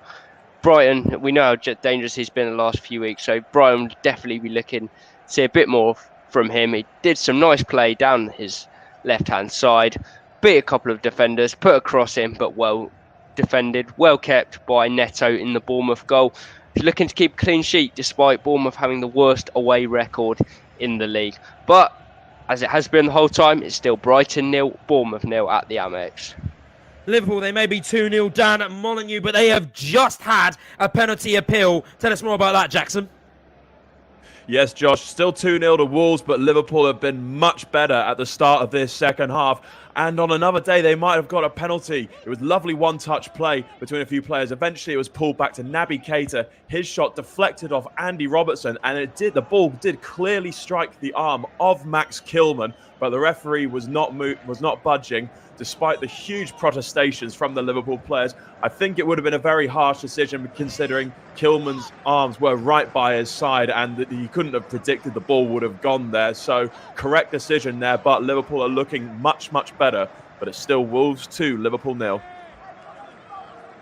And there's been no goals so far in the Premier League in the second half. Isn't that really disappointing? But this time in the first half, we'd already had loads of goals around the grounds. As we've just said, we've got Aston Villa 2, Leicester 3. We've got Brentford 2, Southampton 0, Brighton 0, Southampton 0, Manchester United 1, Crystal Palace 0, and Wolverhampton 2, Liverpool 0. We're going to take a quick trip to Old Trafford then with Jack Hesson. Just tell us a little bit more about how Man United are settling in to that second half. Well, I should say that Crystal Palace coming into the second half have had a bit more of the ball than they certainly did in the first half, and they are looking quite promising. It looked like Odsonne Edouard was going to fashion a chance for himself when he broke through on the left-hand side, advanced into the box, but was well covered by Lisandro Martinez.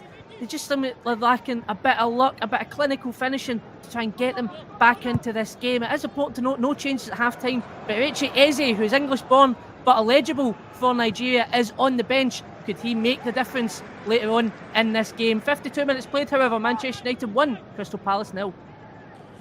A slow start to the second half then, but I'm sure the Premier League is going to light the match, and there's going to be flames all across the Premier League grounds because it's been fantastic action so far, and I can't wait for the second half to just get a little bit of momentum going and keep going. Around Europe, then, we've obviously had loads of scores so far. We've got PSG and Toulouse, which has just kicked off 15 minutes in that game. The scores currently remain 0-0. Some of the German Bundesliga games, they have just nearly finished. It's Bochum 5, Hoffenheim 2. Dortmund are winning 5-1 at Freiburg. SC Cologne and RB Leipzig, they are still 0-0 in that stalemate. Frankfurt are still beating Hertha 2-0. And Union Berlin, they've scored another goal against Mainz, but Mainz also had one back. So that is 2-1 to Union Berlin in that game. And at 6:30, Mönchengladbach play against Schalke in the Serie A. Lecce, will they beat Cremonese 2-0. That is finished in that game. And again at 6 o'clock, coming up is AS Roma v Empoli. And also then at halftime, currently Elche, they are back in front against Villarreal. They are winning 2-1. Halftime in that game earlier in the league as well. Espanyol Osasuna 1-1, which was a huge game. Tomorrow as well, tomorrow is Sunday, and that means we have another game and loads of other games, another show of Football Live, and this is what you can expect. Football Live is back tomorrow afternoon at the slightly later time of 5:20 in the early evening. That's because we will be covering Tottenham Hotspur against Manchester City from the Tottenham Hotspur Stadium. Chris Baldwin will be your presenter, Andrew Bonacore and Matt Smith will be your reporters across that big match. Can Tottenham do their near neighbours Arsenal a big favour in the title race? We'll also be across Wolfsburg against Bayern Munich in the Bundesliga with Matthew Temporal, and Fiorentina against Bologna will be watched by John White. An action-packed show tomorrow afternoon. Chris Baldwin, your host, here on Brilla FM with Football Live. Yes, Andrew and Barry, who are going to be taking you through that game. Manchester City beat Tottenham, a huge top of the table clash. Manchester City win, they will cut Arsenal's lead to 2 points. And if Tottenham win, will they move a little bit closer to the top four, which is what they want and what they need this season. As for the rest of the games, then, well, it's Forest v Leeds. The Forest could give their debut to Keylor Navas, Andre Ayew and Felipe. Yes, Keylor Navas signed for Nottingham Forest this week. Champions League winner, ex-Real Madrid player, ex-PSG player. He could be in goal. Also, Leeds could get their debut to Weston McKennie. Yes, Juventus midfielder. They let him go. He's moved to Leeds. He's moved to South Yorkshire.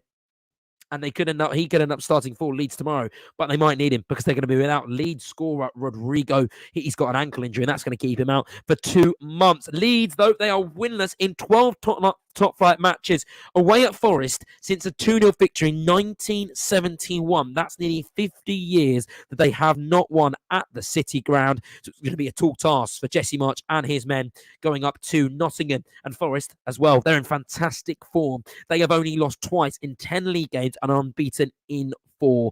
The new players, they've started clicking. And, well, Steve Cooper and his team, they're rising up the table and they're doing really, really well at the moment. And they're coming up against a Leeds team. They've only claimed 5 points away from home this season. That's a joint load with West Ham and Bournemouth. So really, it seems like an informed Nottingham Forest team, an out-of-form Leeds team, especially away from home, and against going to a ground where Leeds haven't won in 50 years. It feels like a Nottingham Forest win there is going to be heavily favoured. We'll talk a little bit later about the Tottenham v Manchester City, but we're going to turn our focus back to the games that are happening right now, right this current second. I'm going to go to Jackson Cole right now. He's going to tell us a little bit more about the Liverpool chance at Wolverhampton. Liverpool, they are not lying down. No, they're really knocking on the door now. Wolves, I think, are very happy just to protect what they've got. But Mohamed Salah, he had a huge chance. It was a lovely chip ball from Naby Keita, and Salah, he couldn't quite get over it, and he fired over the bar.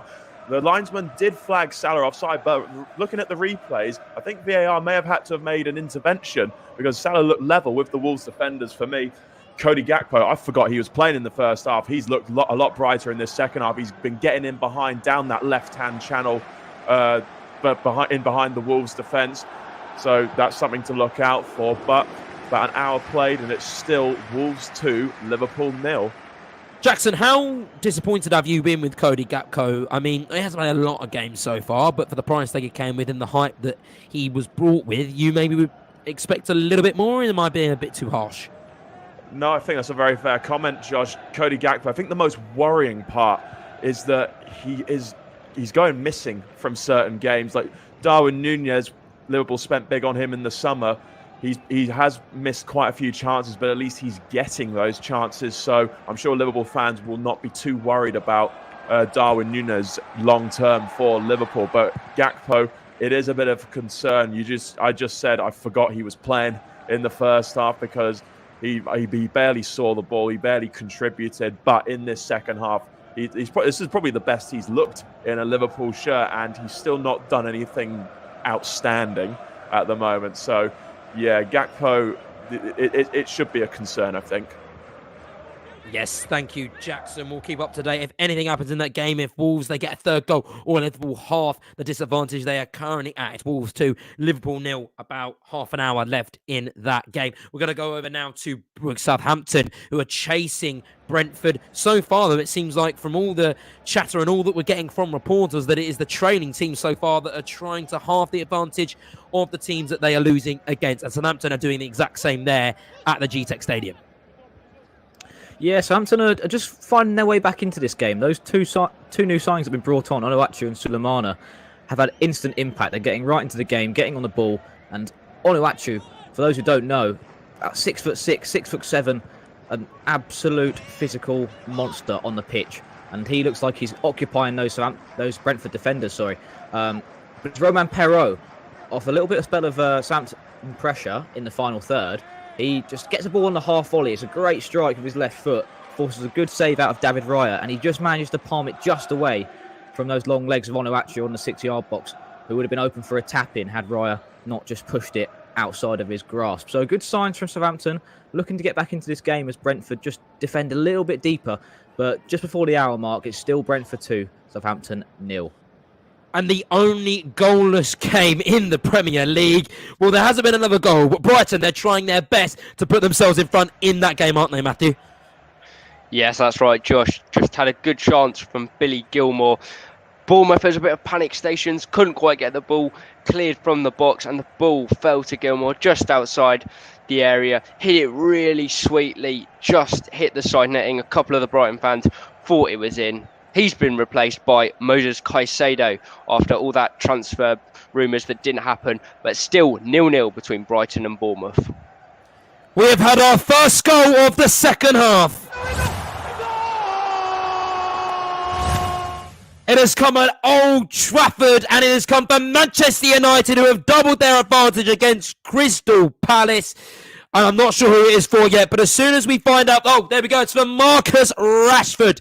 Huge. He always scores. Isn't it brilliant to see Rashford back in scoring form yet again? He has scored 10 goals in 12 appearances in all competitions since the World Cup. That's more than any other current Premier League player. He is finding his feet under Eric Ten Hag after so many years with injuries and just not finding that goal-scoring form. He's rediscovered his goal-scoring boots, and he's making the most of them because he has put Manchester United back in, doubling their advantage, and has put Manchester United 2-0 up in that game. We will be with our reporter, Jack Hesson. As soon as he gets any information about that goal, we will get it to you. It's Manchester United 2, Crystal Palace 0. A long, long way back for Crystal Palace, whose form against anyone above them in the table has been really, really poor.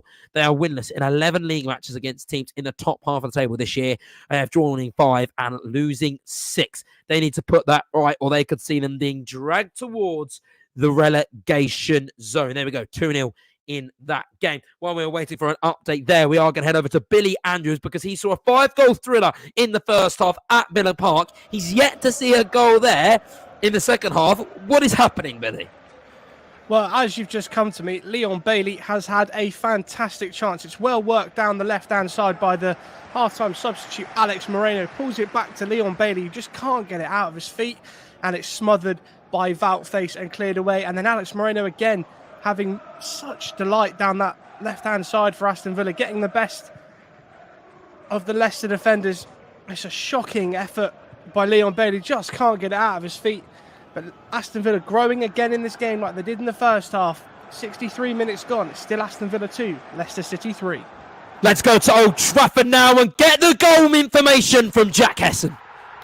That was absolutely vintage Manchester United, rolling back the years with that goal. Accounted about 15-20 passes in that passage of play. Garnacho, who's just came on the park, was instrumental in that, playing it along with Fred and with Rashford. Gets the ball in the middle of the box to Luke Shaw on the left-hand side.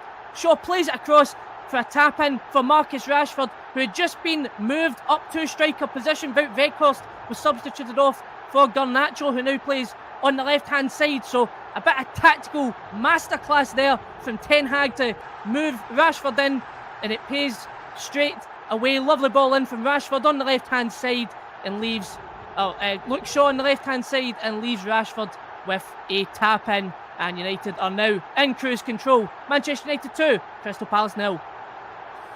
Yes, Manchester United absolutely flying. However, their rivals Liverpool, well, they're doing the complete opposite. They're still 2-0 down for Wolves. They have not found that equaliser, but that's not for the want of trying. No, it certainly isn't, Josh. Liverpool are hammering on that Wolves door now. It's Mohamed Salah again, who's only scored 7 goals in the Premier League this season, by the way. A pretty lean season by his incredible standards. It was actually pretty poor play from Craig Dawson, who scored Wolves' second. He gave the ball straight to Cody Gakpo, who got past Dawson, then played it out to Salah on the right. And Salah, with a trademark curling effort, unfortunately for Liverpool, it didn't bounce into the net. It bounced just wide of the goal. But Liverpool are looking good, and they're making a couple of changes now. Jordan Henderson, the club captain, who's been in rotten form of late, he's just come on for Naby Keita.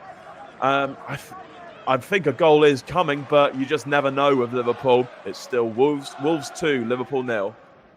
I mean, Salah's been in really, really poor form, hasn't he? He's only scored 7 goals so far in 22-23, which isn't that bad for any other player. However, that's his lowest tally at the halfway stage of a season as a Liverpool player at any point. He had 15 at this half stage a year ago. Obviously, he went on to share the golden boot with Heung-min Son, but he's not finding that form anywhere near. Definitely won't be getting the golden boot this year because Erling Haaland, he is absolutely storming the Premier League right now, isn't it? We're going to talk about him in a minute, but there is right now a fight on the pitch at Manchester United. It's about a brawl involving about 10 players, a huge fight kicking off there. Not what really you want to see.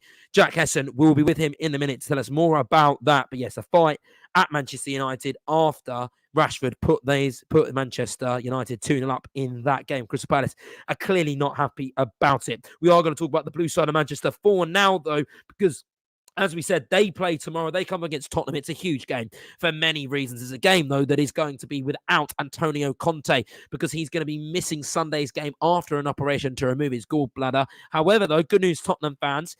Pedro Porro, he could start. Apparently, Manchester City tried to make a late bid for Pedro Porro, shall we say, but they failed. Porro stuck to his word and he moved to Tottenham. Could the right wing back start tomorrow? One player that won't be starting tomorrow, however, is John Stones. He's going to be missing the next few weeks or months. According to Pep Guardiola, he had a hamstring injury that's going to keep him sidelined for that amount of time. As for the game itself, then what can we expect?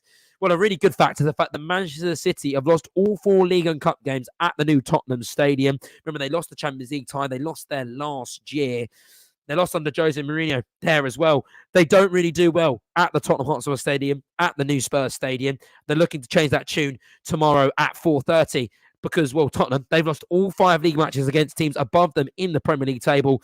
That is not a good stat, is it, if you're a Spurs fan, if you like Tottenham? Because, you know, if you want to be challenging for top 4, you need to be beating those teams above you. They're not doing it right now. And that's a real concern for Antonio Conte on the many list of things that are a concern for him. If Manchester City do win tomorrow as well, finally, they could be winning 3 consecutive league matches for the first time this season. I can't believe I'm saying that. We're so used to Manchester City winning 10 league games in a row this season. It hasn't been their year, but if they win tomorrow again, there will be 2 points off the top from Arsenal. Right, there's been a lot that's happening while I'm speaking about that. Chances all over the place. We're going to go to Jackson Cole first, though, because Darwin Núñez has just missed one of the biggest chances of the season.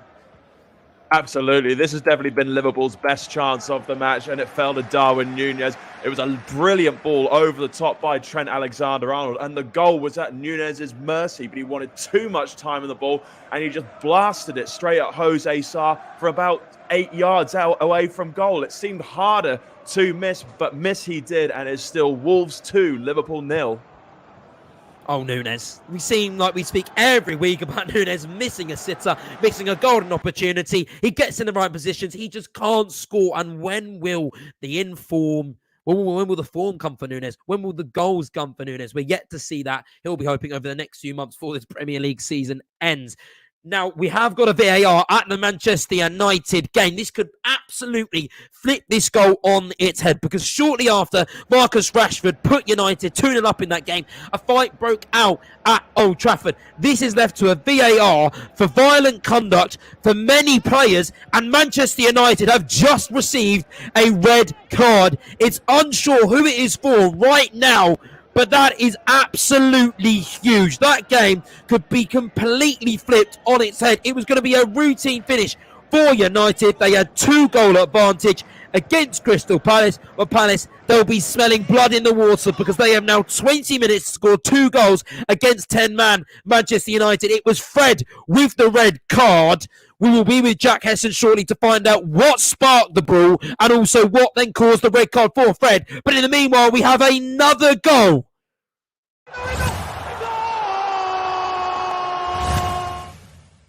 And it is Wolverhampton who have put themselves 3-0 up against Liverpool. All we've heard from Jackson Cole this afternoon is that Liverpool have had chances everywhere. They have been the ones that have been trying to get a goal back. But on the break, Wolverhampton, they've snatched another goal. And that should be them home and dry. And for the first time in a very long time, since 2011 to be precise, Wolves will have beaten Liverpool. Records are named to be broken. And Wolves, well, they certainly would have broken some hoodoo tonight under Julian Lopetegui. Well, we were wrong about the red card. It isn't for Fred, but it's for a player that has a lot more importance, because Casemiro is the one that has the red card. And we're going to go to Jack Hesson now to tell us all about that. That is a huge moment. Yeah, well, I hope you're sitting down, Josh, because this was absolutely crazy, and it just came out of complete anger from Crystal Palace's side. Manchester United playing keep ball. They were still passing it about the same way they did for the second goal, and then it went to the throw-in. Throw-in goes to Anthony. Jeffrey Schlupp comes in, and as you might be aware, Old Trafford has a bit of a ditch between the ad boards. He pushes him into the ditch, hits off the ad board, and then everybody starts charging forward. Everyone pushing each other out and some trying to stop fights, some trying to start fights. Casemiro trying to get a hold of Schlupp is stopped by Will Hughes, is trying to get in his way, trying to calm him down. And Casemiro then puts his hands right on Will Hughes' neck. The VAR picked that up, and quite rightly, Casemiro is sent off. It was a moment of complete anger. Schlupp was booked, Anthony was also booked, and Casemiro sent off for having his hands on Will Hughes' neck. And it is, however, still Manchester United 2, Crystal Palace 0, 70 minutes played. Jack Hesson, I'll be back with you shortly to discuss how monumental that red card is, not just for today's game, but for future games. But first, we are now going to go to Jackson Cole to take us through that Wolverhampton third goal. Yes, Wolves 3, Liverpool 0, and it's Ruben Neves with the third goal for the home side. I said it's very much against the run of play of this second half. And as you said, Josh, it was on the counter-attack. There was a long ball played to substitute Adama Traore. He then just waited, took his time on the ball, and then brilliantly found Neves in acres of space in the Liverpool box, and Neves just slotted it home with his left foot. The Molineux faithful have gone crazy. They're getting the 3 points. It's Wolves 3, Liverpool 0. That game is pretty much dead and buried. That's a huge point for Wolves, because that now takes them to 14th in the Premier League table. With Julian Lopetegui, he's a fantastic manager, did wonders with Sevilla, and he's looking like he's trying to create a little bit of that magic in Wolves at Molineux. Right, we're now going to go to Billy Andrews, because while all the action was happening at Manchester United, Villa did have the goal in the back of the net. However, it was disallowed for offside. Billy, please take us through that. Yeah, Philip Coutinho thinks he scored, but the offside flag went straight up. Leicester cleared the initial corner, but there's a loose ball inside the area that Douglas Luiz picked up. The Foxes scramble it away, and Luiz found Philip Coutinho, who smuggled the ball home, but the offside flag went straight up, and it was actually Douglas Luiz who was offside and not Philip Coutinho. They thought they'd equalised, but 73 minutes gone. It's still Aston Villa 2, Leicester City 3.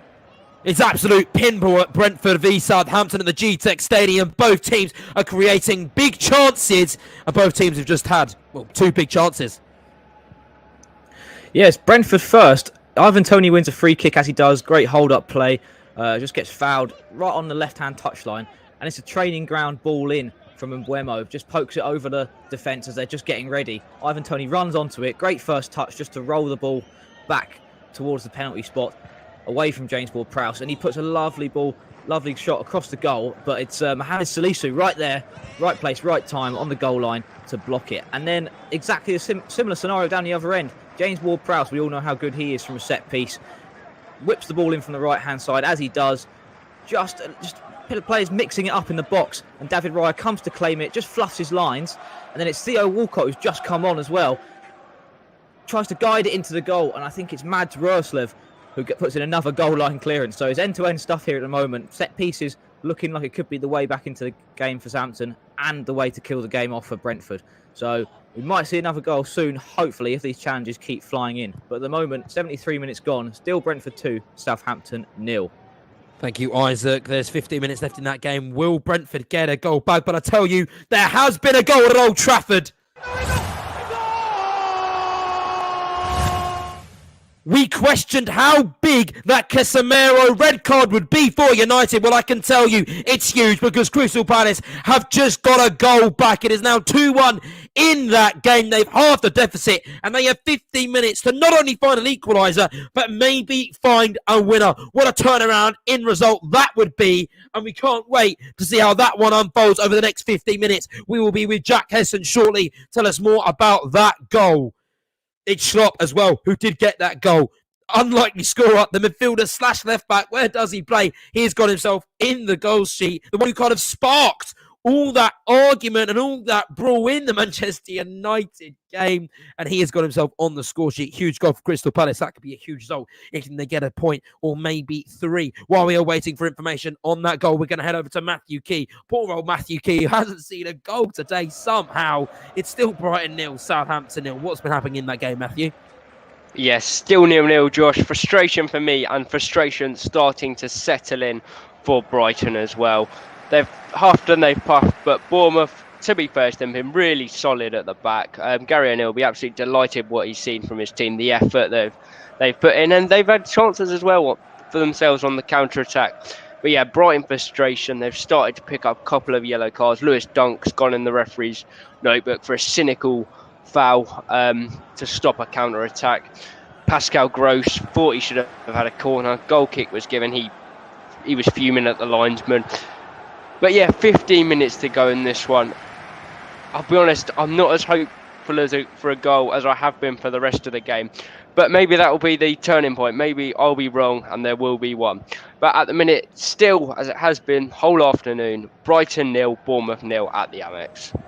What's it been a case of, Matthew? Has it been a case of Brighton just haven't been able to find their rhythm and they haven't looked like they normally do in attack? Or have Bournemouth just, for somehow, had a fantastic game in defence?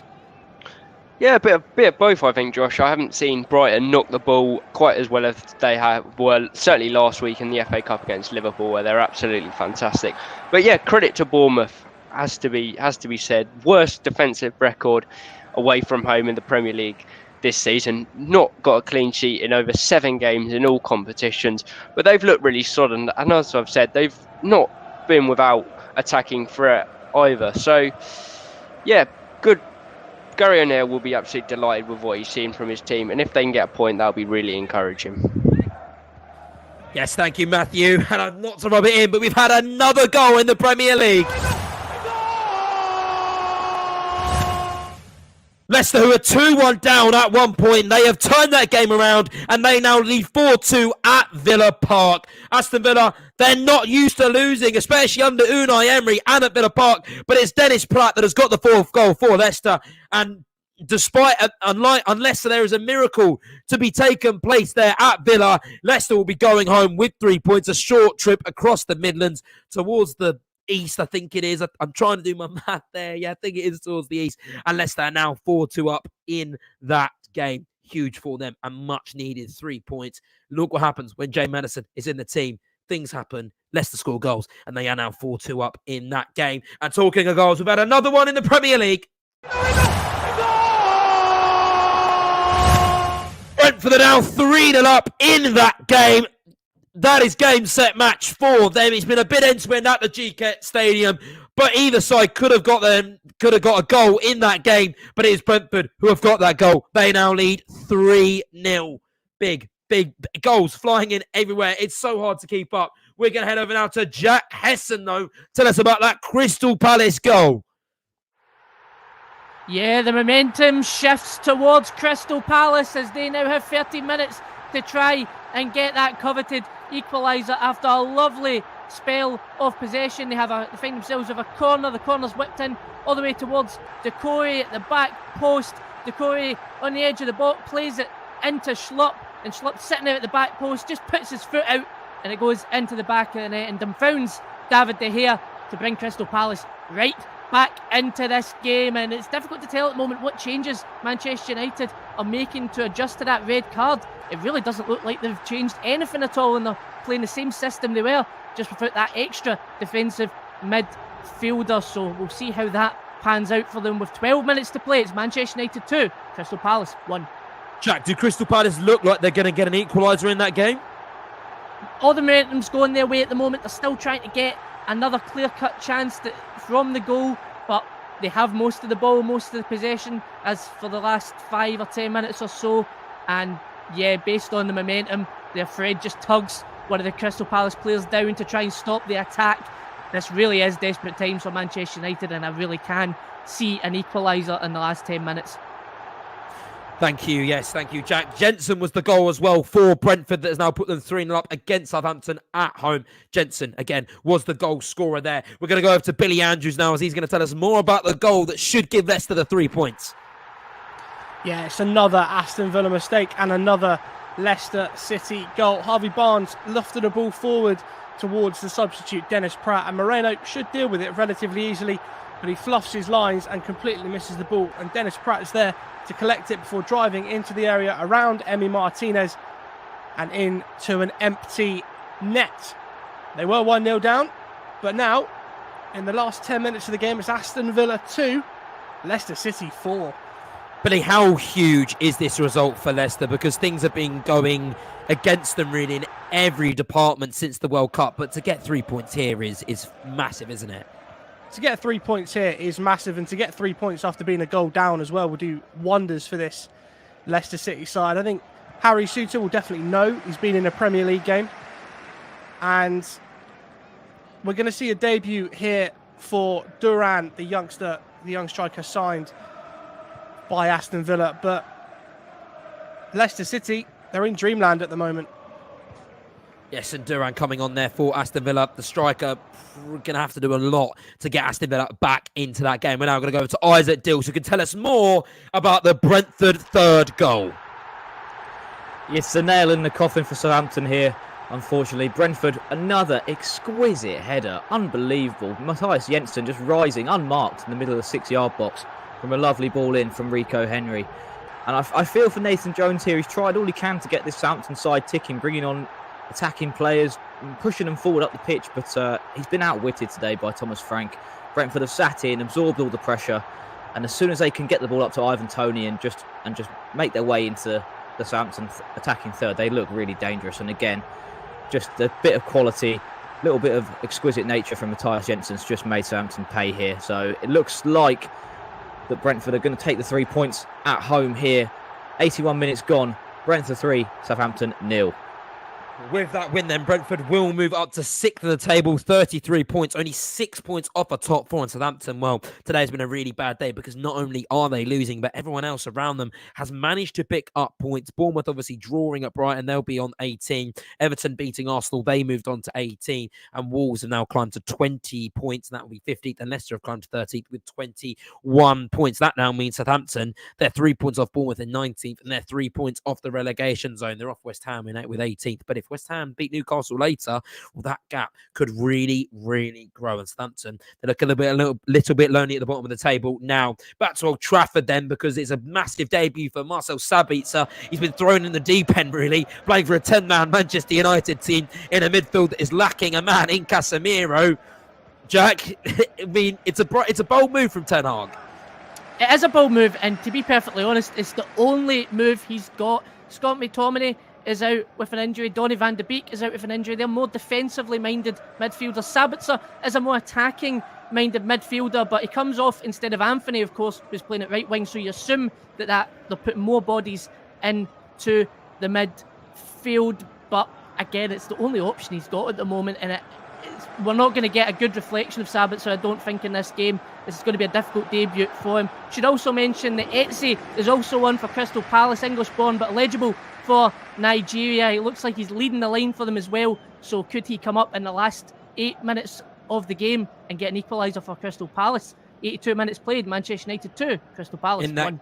In that game as well, Maguire and Lindelof are ready to come on for Manchester United. So there we go. Eric Ten Hag clearly trying to park the bus and getting on the centre-backs on sooner rather than later to try and make sure to salvage those 3 points in Manchester. So all the Premier League games are into their final 5 minutes then. Aston Villa and Leicester there. Obviously, Aston Villa losing to Leicester 4-2 in that game. Brentford there beating Southampton 3-0. Something could still happen at the Amex as Brighton and Bournemouth is finally poised 0-0 in that game. Then it's Manchester United 2, Crystal Palace 1. That game, we've just spoke, Ten Hag trying to park the bus, trying to get the centre-backs on. Will Crystal Palace find a way through against 10-man Manchester United? You don't want to stop listening to Football Live because you will find out immediately as that goal goes in. And then finally, Wolverhampton v Liverpool. Wolves are winning 3-0 in that game. A sorry day for Liverpool. And a season that just keeps on getting worse. Whatever Jurgen Klopp does, whatever he says, the Liverpool slide keeps on happening. And really, how long has Jurgen Klopp got left in Liverpool as the manager at Anfield and of the Reds? They're currently 10th as well, Liverpool. Only 29 points so far this season. They're closer to the relegation zone than they are first. It's been a bleak season for Jurgen Klopp and his men. And really, they're going to find it very, very hard to get anything from that game. They're going to need 3 goals in 4 minutes if they want to do that. We're going to go around Europe then quickly, just summarise some of the results because we need to keep up to date with the Premier League. PSG and Toulouse, they're a 1-1 in that game. That's just coming up to half-time. Couple of full times in the Bundesliga. Bochum beat Hoffenheim 5-2. Dortmund beat Freiburg 5-1. Cologne and Leipzig drew 0-0. Frankfurt beat Hertha 3-0. And Union Berlin, they beat Mainz 2-1. All the Serie A games, they weren't playing. And at the moment, Elche beating Villarreal 3-1. Right, we're going to go to Brighton v Southampton now with Matthew Key. 0-0 in that game. Is any side close to finding a winner there, Matthew? Well, it is Brighton that are pushing the most. I think Bournemouth have decided at this point that a draw will be a really good result, which it would be. Then the pressure from them has sort of eased off a bit, and Brighton have just got a free kick now in a really dangerous area. It was Mitoma, lovely little dummy, did Adam Smith, but the Bournemouth defender, using his experience, bring him down, take the yellow card, try and defend the free kick, and hopefully get away with it. 5 minutes to go in this one. There might be a bit of added time. There's been quite a few changes and injuries and what have you. So it could be a bit extra, which could get the Brighton fans really pushing their side to win it in the late stages here. But still 0-0 between Brighton and Bournemouth at the Amex. Manchester United fans, how are you feeling? You must have your heart in your mouth, mustn't you? You're winning 2-1 currently. We're going to go to Jack Hesson now. Tell us more about that game and if Crystal Palace are coming closer to finding a second goal. Yeah, they did come closer there. It was a long ball up to substitute Mateta, and he's got it on the right-hand side. Plays the ball in. It's a lovely ball across. Varane misses it, and no one's there on the end of it. Really, Crystal Palace are looking like the better team over the last 10-15 minutes or so.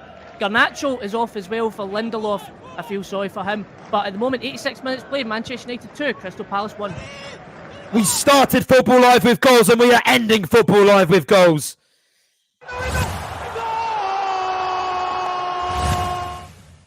Because with just 3 minutes left in that game, Brighton have found a way through the impeachable Bournemouth defence, and they are now 1-0 up in that game. And who else but Mitoma? He is in fantastic form. We speak about him every week on this show. He just continues to amaze me, the reporters, and everyone around the globe who watches Brighton and Premier League football. He has scored 6 goals in his last 10 Brighton appearances in all competitions. Make that 7 goals in his last 11 Brighton appearances, because he is the player that has put the Seagulls 1-0 up in that game. An absolute heartbreak for Bournemouth. They really needed a point. They have done so well defensively to keep the scores 0-0. Remember, their defence has been absolutely shambles in that all season.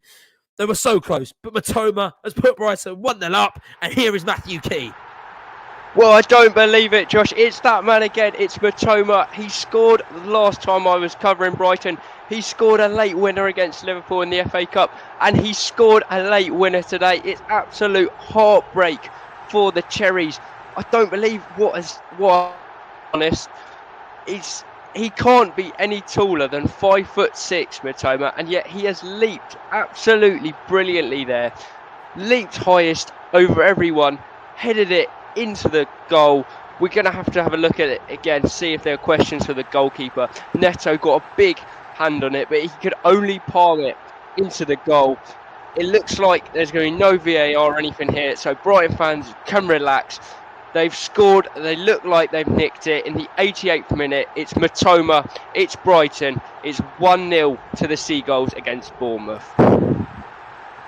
There is always a drama of Football Live, isn't there? And that just epitomises why we love the Premier League and why we love this show. Brighton 1-0 up against Bournemouth. Matoma with the goal. Thank you for that, Matthew Key. There have been 7 minutes added on at Old Trafford as Manchester United are only 2-1 up in that game. That means there's 7 minutes for Manchester United to hold on and for Crystal Palace and Patrick Vieira's men to possibly find an equaliser in that game. Wolves, though, they've scored 3. They haven't scored many goals at Molineux in the Premier League all season. I'm not sure what has taken over Gillian Lopetegui's men, but they have an absolute field day with this Liverpool defence, and they nearly had a 4th Jackson Cole. It should have had a 4th, Josh. It was Raul Jimenez who was played through by Adama Traore and on the counter-attack, but the Mexican striker, he decided to go for the Hollywood finish, tried to do a delicate chip above Alisson, but he made a complete hash of it, and it was a very simple save for the Liverpool goalkeeper in the end. Just moments ago, Alex Oxlade-Chamberlain, he had a shot which deflected just wide of the Wolves' goal. But yeah, this Jimenez miss, it will not matter in the grand scheme of things because the home side, they are well on their way to the 3 points. It's Wolves 3, Liverpool 0. 4 minutes injury time at Wolves. We've just spoken to Jackson Cole there. 4 minutes added on at Aston Villa. Just a recap of these Premier League scores then. Leicester are winning against Aston Villa 4-2 in that game. Brentford are beating Southampton 3-0. Brighton are beating Bournemouth 1-0. Manchester United, they're hanging on against Crystal Palace 2-1 there. United are down to 10 men. And as we've just heard from Jackson Cole, Wolves are beating Liverpool 3-0. We're going to go over to Jack Hesson now to tell us more about this game as we go into the dying embers. Yeah, Crystal Palace having most of the ball, as you would imagine, and they did have a half chance there when a corner was whipped into here, punches it away, and it's hit all the way across the goal again to Mateta. Mateta gets his head onto it, and it just goes wide over the bar. And again, they are knocking at the door. It is going to be almost all Crystal Palace, I assume, for the 7 minutes of added time. That makes me feel like I'm watching a World Cup game again with that much added time. It is right, of course, for the amount of stoppages we had for VAR. But yeah, Crystal Palace on the ascendancy, and can they keep that momentum going, and can they fashion a chance for themselves with 7 minutes added time? Manchester United 2, Crystal Palace 1. We'll keep going back to Jack Hesson as we go into the final minutes of this show. 8 minutes left here on Football Live till we reach 6 o'clock. There is a 5:30 game amongst all this madness. We have more Premier League action today, not on Football Live, but just in the Premier League in general. It's Newcastle v West Ham. The team news came out just a short while ago. It's Nick Pope in goal. Kieran Trippier starts as captain next to Fabian Schär, Sven Botman and Dan Burn. That impenetrable defence that has only conceded 1 goal since October. You've then got a midfield of Longstaff, Joe Willock and Joe Linton with a front three of Almiron, Matson, Maximan and Callum Wilson. So Maximan is trying to find his way back to fitness and back into that team.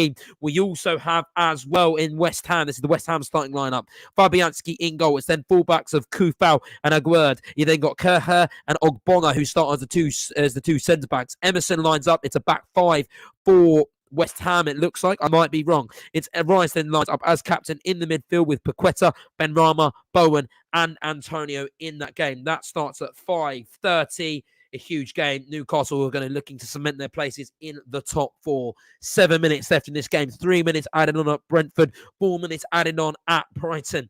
Where should we go? Because so much is happening in this Premier League. It's been a phenomenal show. I've absolutely loved bringing to this. It's been a fantastic reporters, but we are not done yet. We're going to head over quickly to Brighton v Bournemouth in Matthew Key because there's only 1 goal separated in that game. Can Bournemouth find an equaliser?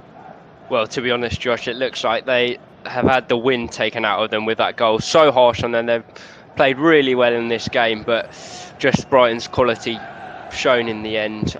They've rung the changes as well, Brighton. Big Darren Webster has come on at the back for Solly March. So it looks like they're going to take what they've got. There's only about a minute remaining here. The Amex crowd is about to go crazy once again when the full-time whistle goes. It's Brighton 1, Bournemouth 0. We've had full times at Aston Villa, who have thus lost to Leicester 4-2. Brentford have beaten Southampton 3-0. And we've also had full time between Wolves and Liverpool. Before we get the full time reports from our reporters, though, let's quickly go to Jack Hesson, because there's 1 minute left in that game at Old Trafford. Yeah, with 1 minute to go, we might end up with a bit more added time, because Marcus Rashford was down for an injury, which felt like a minute and a half, 2 minutes. So this might go on beyond the 7 minutes of added time. And that injury actually has just broken up the play a little bit and allowed Manchester United into the game a bit more. It's taken some momentum out of Crystal Palace, who haven't been able to fashion a chance. But with a few minutes to go and they might have some time left, they might come up with that equaliser. However, 96 minutes on the clock. It's still Manchester United 2, Crystal Palace 1. Let's get these full-time reports in first, and we're going to go to Molineux, where Wolves demolished Liverpool 3-0. Yeah, it's finished. Wolves 3, Liverpool 0. Wolves claim a first Premier League win over the Reds for the first time since December 2010. Julian Lopetegui's men were deservedly 2-0 up as they took advantage of some poor defending by Liverpool. Joel Matip scoring a calamitous own goal before Craig Dawson's emphatic finish from close range put them 2-0 up. That was after a breakdown in communication between Alisson and Joe Gomez. Liverpool were poor defensively, but they did cause their opponents problems going forward. Darwin Núñez had 2 great chances in the match, while Mohamed Salah could have had 2 on another day. They knocked on the Wolves' door in the second half, but Wolves scored the only goal of the second half. A composed finish from Ruben Neves as he latched onto Adama Traore's pinpoint cross. I reported on Liverpool's 3-0 defeat to Brighton 3 weeks ago and said that was maybe the lowest moment under Klopp's tenure as Liverpool boss. But you know what? This may beat that. It's finished Wolves 3, Liverpool 0. Manchester United are still beating Crystal Palace 2-1. That is the 97th minute. For now, though, we're going to head over to Villa Park because Aston Villa lost to Leicester 4-2. Here is Billy Andrews. Yeah, well, the story of the day at Villa Park, Aston Villa, the architects of their own downfall, despite taking a 9-minute early lead through Ollie Watkins, who put the ball into the back of the net after Emi Buendia's effort clattered the crossbar. James Maddison was fed by Kelechi Iheanacho, who won it back from Boubacar Kamara inside his own box to level up after 3 minutes. And then Harry Souttar's own goal gave Aston Villa a lead just after the half-hour mark. Welcome to the Premier League for the man from down under. Kelechi Iheanacho, though, rounded a nice move off a diving header from Harvey Barnes' cross to make it 2-2. And then on his debut, the Brazilian Tete, signed in January, rounded Emi Martinez and tapped into an empty net. It was a relatively quiet second half. Philip Coutinho scored, but it was ruled offside. And then Dennis Pratt capitalised on a mistake from Alex Moreno, again rounding Emi Martinez and tapping into an empty net. Massive win for Leicester. Horrible day for Aston Villa. It finished at Villa Park. Aston Villa 2, Leicester City 4. 99 minutes we are into Manchester United Crystal Palace. Man United are still winning 2-1. Now we're going to go to Isaac Dilkes because he is going to report for us on the Brentford win over Southampton. Brentford move up to 6th with 3 points at home here against Southampton. They managed the game so well, Brentford, in that second half after taking a lead late on in the first half through Ben Mee and Brian Mbeumo, and then Matthias Jensen with a perfect header just to put the game to bed in the last 15 minutes or so. So, dire straits Southampton at the moment, rock bottom, multiple points off of the relegation zone. It looks like it could be a relegation season for them. But Brentford absolutely flying at the moment. It's finished 3-0 at the GTEC Community Stadium. 3-0 to Brentford against Southampton.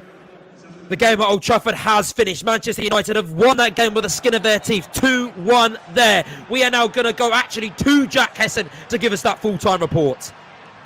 Yeah, it was a game of 2 different types of Manchester United sides. An attacking, explosive game up until the red card, and then it was a defensive masterclass really from them They got things started in the 7th minute of the game when Fernandes slotted a penalty from a Will Hughes handball that went to VAR.